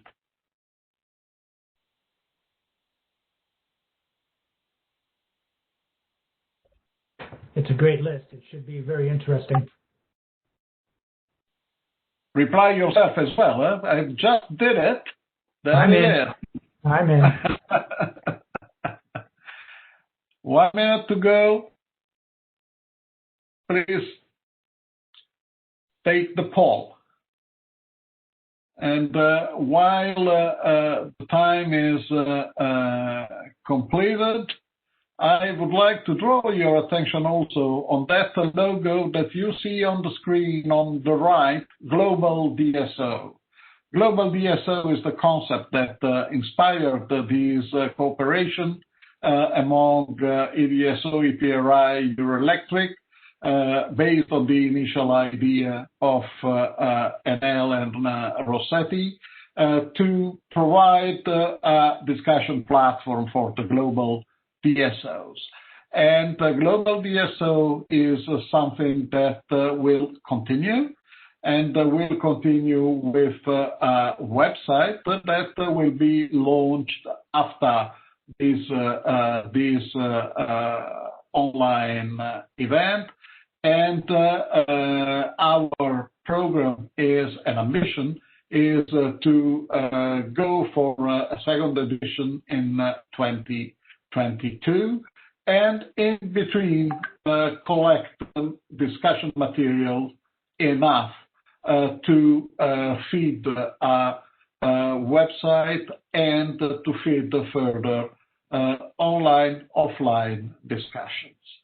So help us in our ambitions and stay tuned, as we normally say. So can we see the results of the first poll? Who is taking care of these? Angie will be pulling it up here. Yeah. Engie will be nicknamed Guardian Engie after this experience.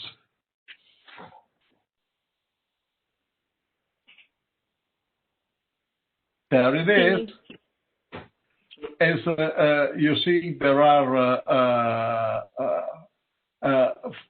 48% astonishingly saying, well, none of this, and that I have not answered. This is the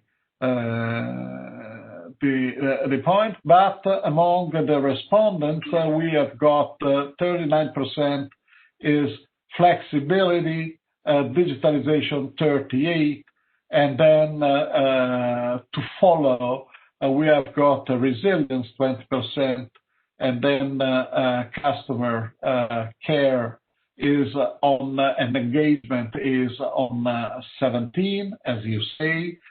14 goes for smartization, and then to follow the other tested items.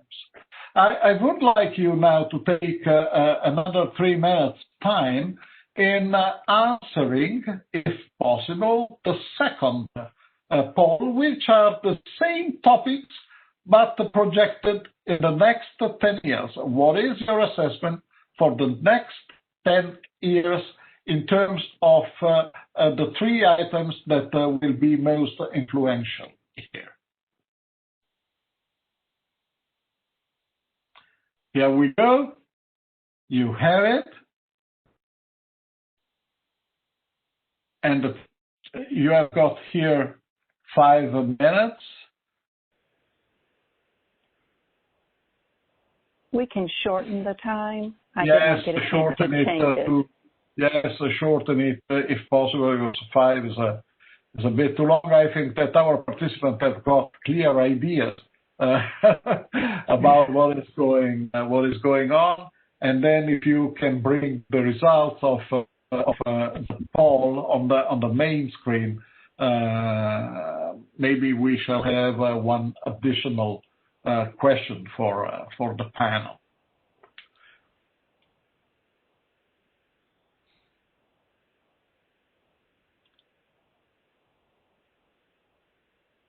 We have 23 people still working on the poll.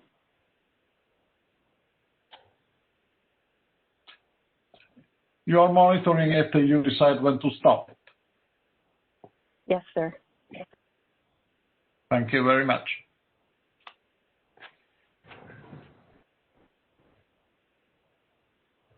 Good job on the moderation today, Roberto. I take a lesson for tomorrow. Thank you very much. We shall have something to discuss about tomorrow, Mark. And it is the wonderful job you did with Knut on the questions must be done by somebody else, since you will be moderating. I can help, but I'm not at your standard. We'll have a couple people, because it won't be in the middle of the night American time, so I'll have a couple of staff from the States participate as well. Good. Okay, we have about 5 people still working on their answers. I'll give you about 15, 20 more seconds, please.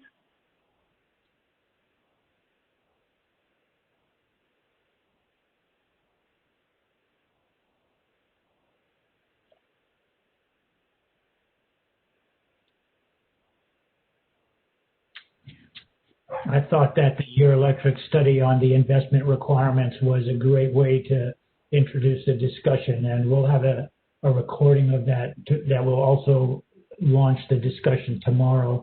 So it'll be very interesting. And we don't have a similar investment requirement study at this moment for the U.S. or North America, but I take that as a challenge to come up with a similar summary that we can compare notes. Well, it would be great. So when we joined with Eurelectric for that initiative, we were really wishing to have something comparable across the continents. I take it as a promise, Mark. You've already got shared results with many of the executives in the U.S., and they are all on board with coming up with a similar summary. Okay. Thank you very much for this. Sorry, I was distracted by the second poll results are coming in. Nothing strange, I would say. 36% digitalization, and to follow resilience and flexibility. And the smart technology also are in the flow. Customer engagement is seen in 10 years as a given, so something that is not an option for the DSOs, and to follow the other things. There is an astonishing remark here, because one of the mantras in the European Union these days is sustainability and circularity. I have been one of the first in my early years to push for sustainability, and I'm very much surprised to see that in a perspective way this here is seen as one of the priorities by only 13% of the respondents. And this could be given to the fact that also sustainability is widely expected as a standard item for distributors in the future. But is there anybody in the panel that can develop a very short reasoning on this? Because we shall be concluding in 8 minutes this round of Q&A and poll. Is anybody taking up this question? Hervé? Yes, I think. Yeah, I would say that you have the way and the goal or the purpose and a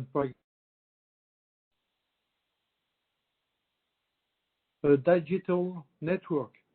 So I think that all these items are on the same way to aim the same goals, and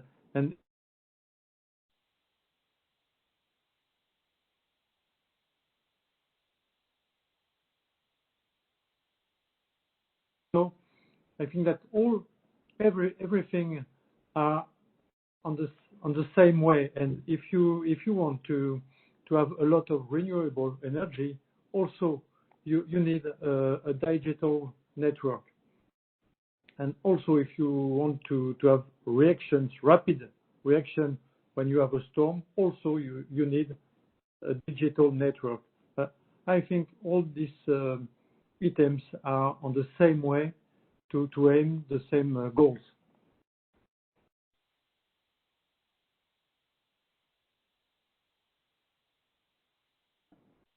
Thank you very much, Hervé. We have got a consideration coming from the chat from Vasily K. This is the registered name. Thank you, Vasily, for your consideration. I wonder that the new competencies as sustainability are not demanded also in the mind of the respondents. How would we come to the new DSOs without learning? That was the topic of João. João, you have an answer for this, or anybody has got a consideration of this?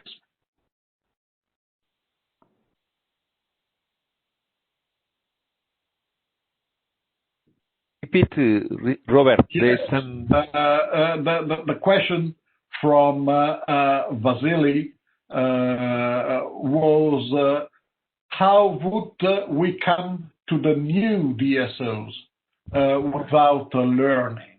So all DSOs will really need thorough reconsideration of the skills and the competencies among their people to help the transition or it will be automatic in the evolution of the talents of the workforce and the employees that are hired.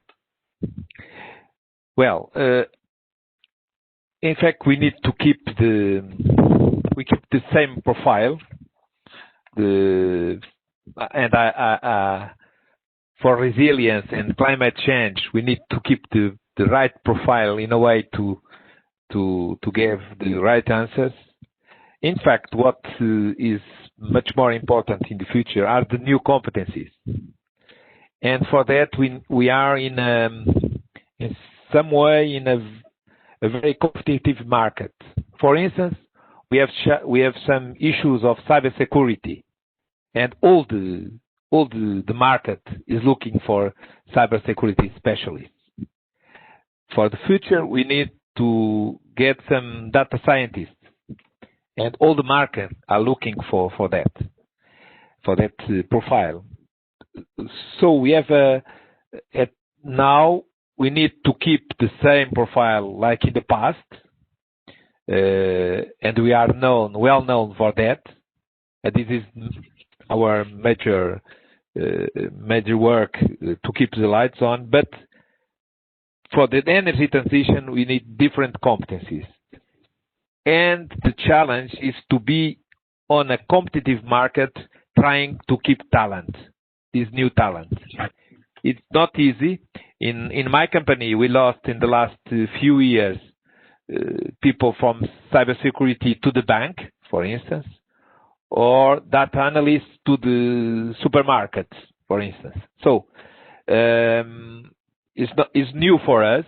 We are our utilities used to use engineers and electricians and prepare them inside the companies for the work to do. Now it's quite different. That's my main point. We must be aware of that and to be much more open to the market, to flexibility, to work with different, not flexibility in the market as I referred, flexibility way to more agile to find the solutions, to cooperate with different companies, to look for the outsourcing management in a different way. This is the challenge for next few years. Thank you very much, Joao, for this answer. We conclude the panel discussion here. Let me thank all the participants to the panel for the time that they have taken to participate into this first day of the seminar and the webinar. And let me now give the floor to Brian Motherway. Brian is the head of the Energy Efficiency Division with the International Energy Agency. Brian, you have the floor for the first concluding remark that will be followed by the final word of the chair of E.DSO, Mr. Christian Bouchel. Please, Brian, you have the floor now. Thank you, Roberto. Thank you very much. I just checked that you can hear me. Fine. Yes. We do fine. We can hear you. You hear me fine. That's great. It's always worth checking in these modern times when we're all in different places. And it's a great pleasure to join you today. And I've enjoyed listening to the discussion that's just taken place with the Q&A and also the very interesting results of the polls. So thank you for the invitation to join you and say a few words from our perspective at the International Energy Agency, where everything you're talking about today and tomorrow is really central to our work and to the work we do with governments all over the world on these key questions around the role of the grid and the distribution system in particular, as countries across the world move towards clean energy transitions, and particularly led by power systems and all of the implications that implies technologically, in policy terms, and of course in business terms and for customers. I have a few slides I could show you if I could ask the colleagues to maybe put those up, if possible, please. Thank you. So if I could ask that we go to the next slide, please. Thank you. First of all, nobody on this meeting is surprised to hear that really what's changing so fast in energy systems across the world is the higher shares of variable renewable penetration, wind and solar in so many markets, obviously led by some of the more famous ones like Denmark, South Australia, my own home country of Ireland, which has seen a lot of wind growth. But of course, it's becoming more and more normal. And in the next decade or two, the kind of numbers you see here about 40% or more average penetration and 100% or more instantaneous penetration will become normal for electricity systems right across the world, which raises so many technical and business questions that DSOs are already dealing with. Next slide, please. 2020 was a very perturbed year for all of us in our personal lives and for health systems and for economic systems. And of course, one thing that we really saw demonstrated well was the resilience of energy systems and electricity systems in particular. And of course, DSOs across the world are to be commended as almost their silent role, not always highlighted as much as it should be, in keeping the lights on for all of us and keeping the Zoom connections going and keeping us comfortable in our homes and workplaces in a very difficult year of 2020. And of course, in the context of very considerable changes to energy demand as well as supply. We saw, of course, energy demand falling in many areas such as coal, gas and oil.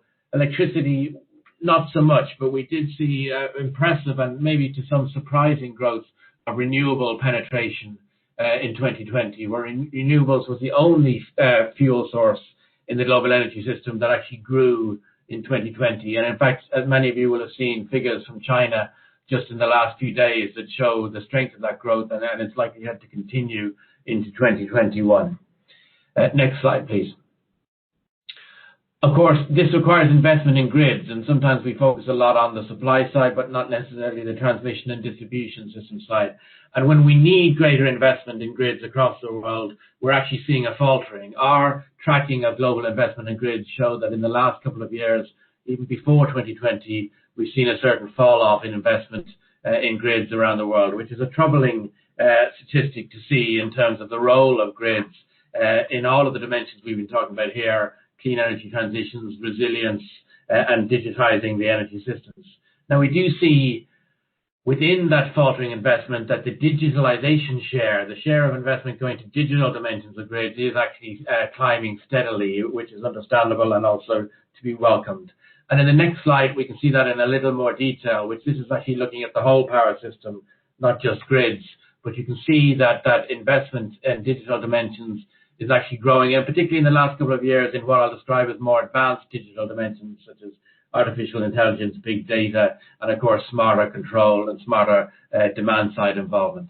And of course, flexibility, which is another big theme in the polls, which I was very pleased to see, and I must say chimes very well with our way of looking at things, is going to be the key dimension. And of course, the distribution grid is going to be central to the whole epoch we're entering, where flexibility between supply and demand, grid balancing, and the greater penetration in much more advanced and digital-driven ways will be what's driving grid management and electricity systems as a whole. Next slide, please.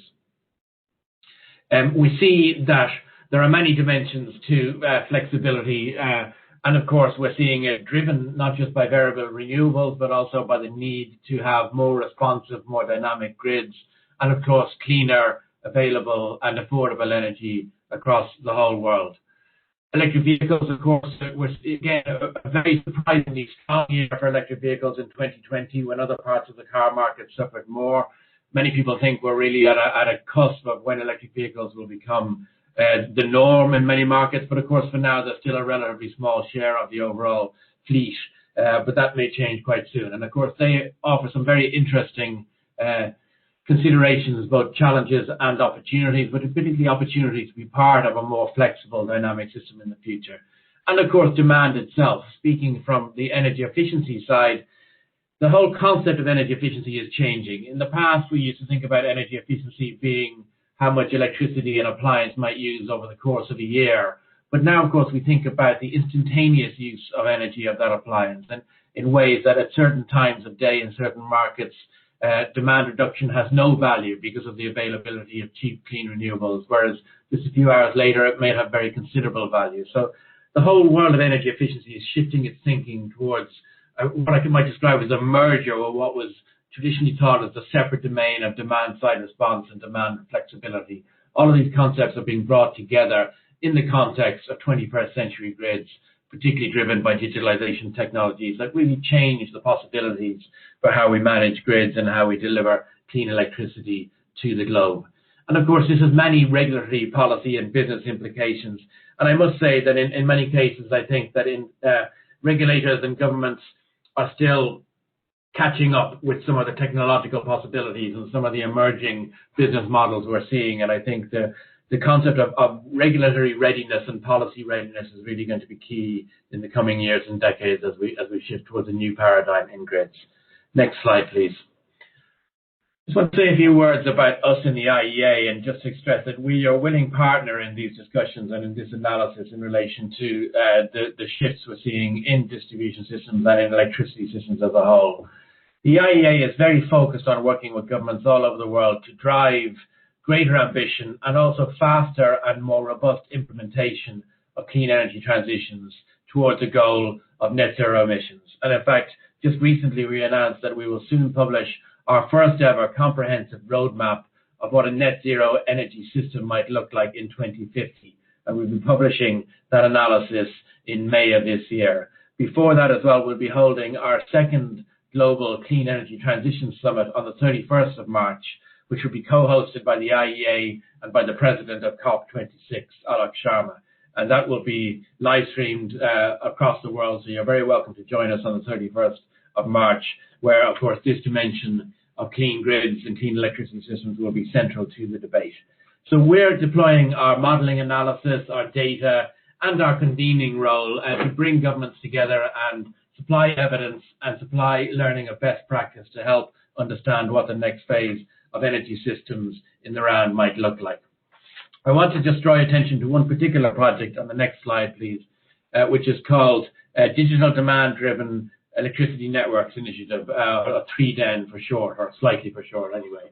This is a project we're working on with a number of governments, and in particular, we thank the government of Italy that was very much driven this project and is supporting us financially to work with governments and electricity systems across the world to look at the role of policies in particular in driving technology investment to deploy greater levels of digitalization and advanced management and clean energy penetration in grids, including bringing in energy efficiency, demand-side flexibility, variable renewables, all with the goal of transitioning grids to clean energy as quickly as possible. And of course, the role of DSOs is central to this, as everybody here knows, and I don't need to tell you. But just to say, we are now in the process of engaging with stakeholders around the world to learn about current best practice in regard to the kind of policies and measures governments can take to enable investors and market actors to deploy more advanced technology for clean energy outcomes in grids around the world. We'll be publishing some of that in the coming months, and also the government of Italy will be offering support to pilot projects to see about more advanced ways of accelerating penetration of digital technology for clean energy outcomes. So it's a very exciting initiative, and I must express my gratitude to many people who are on the meeting today that we've already had a chance to talk to and learn from your great work in the field, and we look forward to engaging with more of you. Next slide, please. So let me say in my closing remarks that we are very keen to talk to everybody about all aspects of what I've spoken about today, but particularly in the context of our new accelerated work on digital demand-driven electricity networks. We'd love to hear from all of you in terms of your experience and perspectives, and particularly as an avenue to advising governments around the world about the kind of policies and measures they should be considering for the next phase of accelerating progress in this regard. So do please feel free to get in touch with us via the website on the screen now, 3den@iea.org. So Chair, I'll draw my remarks to close by thanking you and thanking everybody for allowing us to participate today. And I also want to commend you for this excellent initiative of bringing together DSOs from around the world for what is clearly being a very interesting, exciting discussion. Thank you very much. Thank you very much, Brian, for delivering your consideration. And we are particularly flattered by the attention that the International Energy Agency starts to reserve to the DSOs and their evolution. We are sure that we can develop a very strong cooperation and alliance from the DSOs from the three main areas that are represented today through the global DSO platform with the International Energy Agency. And we shall come back to you. Be sure the 3DEN initiative is not only extremely interesting, but challenging for everybody. I do thank you very much. And before giving the floor to Christian Buchel, whom I invite to come on the screen in the meanwhile, I would like to thank all the speakers and participants, but also to remind the participants that the presentations and the recording of this event will be available on the website of E.DSO, Eurelectric, EPRI, and on the global DSO on as it will be officially launched. We hope also that you will be able to join the part 2. It is tomorrow, 1400 hours, Central European Time. Registration is you should use the same coordinates, but please double check it. So, Christian, thank you very much for having found time as well. You are on, and take the floor. Thank you. Thank you very much, all, and Brian, it was very interesting just as first keynote. Can you hear me? Yes, Roberto? Yes, fine. So, good Christian. So good morning, everyone. For some of you, good evening. Really, I think it was definitely a great idea to set up this global DSO forum. So really well done. Congratulations for those who took this initiative, and thank you all, especially the speakers, having contributed to the success of this event. It has been said as E.DSO chairman, and on behalf of all members, some of them gave testimony this morning. I'm so proud that to see that the topics we address are definitely worldwide topics, and they are reaching a worldwide audience, which is wonderful. Digitalization, reskilling, flexibilities, resilience, etc., integration of smart energy sector. All these issues tackled this morning are global ones, worldwide issues for the sake not only of energy transition, but we think within E.DSO that it's also for the sake of the, I would say, of the preservation of the planet in the energy transition and the whole value chain. Definitely the DSOs all over the world, the DSOs are probably those who transform themselves most radically. And as leaders in Europe, we are already on track by putting the citizen and the customer in the center of the value chain, giving them, especially it has been said, through digitalization, the driver's seat in the system. We are leaders in Europe by focusing ourselves on data as much as we are focusing, and especially in the past, on electrons. Data is so important than electrons are. By investing massively, not only in CapEx, investing in OpEx, but also investing in skills. Joao said in new talents, investing in innovation. Leading for us in Europe means allowing disruption and quick industrialization of the new ways to generate, the new ways to consume electricity. Leading for us means providing a resilient network. It has been said for deploying new technologies, but also for the for the everyday life of the citizen and customers. Leading for us in Europe means fostering electrification of the world in an affordable, reliable and smart way. But all this, I think, this would not be acceptable, I think, neither by the policymakers nor by the citizens without a clear transparency about the investment needed.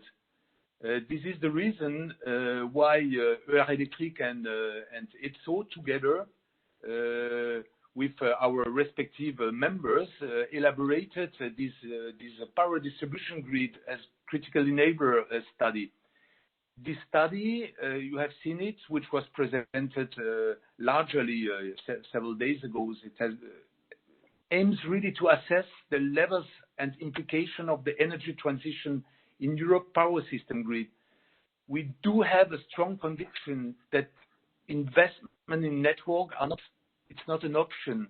We cannot on one side speak about ambitious climate goals, about wide energy transition, and on the other side, not be transparent and very clear on what does it mean in euro or in dollar or whatever, what does it mean to invest in copper, in transformer, in IT, in software, in skills, in innovation. This transparency is key to be accepted as an industry. These investments are compulsory. This is our absolute certainty here in Europe. These investments are not a kind of burden. Not at all. These investments are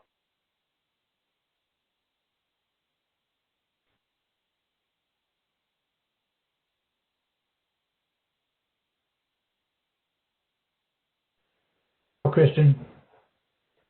I believe your speaker has gone out. You can hear me? Yes, we can hear you now. It's okay, Christian. Okay, sorry, this is coming from Paris. So I just thought that these investments are definitely not a burden, not at all. These investments are a huge opportunity to create the new world our children deserve, to create the jobs they want in the future, and a cost-effective energy transition the world expects and needs. So those investments with R&D, digital platforms, cybersecurity, you addressed also the topic, application, requires and will shape, in fact, the future, and somehow will transform the way we are living together in our cities, in our villages, through energy communities, through the development of electrical vehicles, through the value we can give, the economical value we can give to local flexibilities of uses or generation. So Europe and all the stakeholders, from Commission to the cities, through the regulators, and of course with us, with DSOs, with the companies, with our staff, with our expertise, we are all committed to make this huge transformation possible, and to make it possible and fast, as climate change is impacting all of us. We have seen what's about events, climate events. We have to team to face it. This global DSO event comes, I think, really at the right time. This event will, with all the testimonies we heard this morning or this evening for some of you, will contribute, I hope, to tackle this global concern with one global ambition, and through a worldwide cooperation between DSOs. So I'm very, very happy that this event took place, and another one tomorrow. So thank you all for this, and have a nice day and a nice evening. Thank you very much. Thank you very much, Christian, for your words. And before cutting the line, let me thank Angie Henniger, Kathy Melton, Claire Boutry, Paola Testini, the ladies behind the screens, and without them, this could have not been possible. Thank you very much for the job you performed in the past weeks and the dedication you put into this event. And special thanks to our friends at Enel and at Rosseti that have been pushing for this event and that have been contributing also very much with high quality invitees around the table. And another final special thanks to Mark McGranagan of EPRI, without neglecting the fundamental role of Eurelectric and their panel members and their contribution to the content of this event.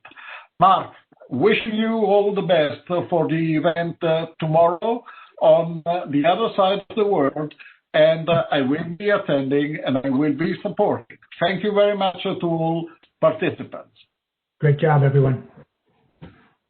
See you tomorrow.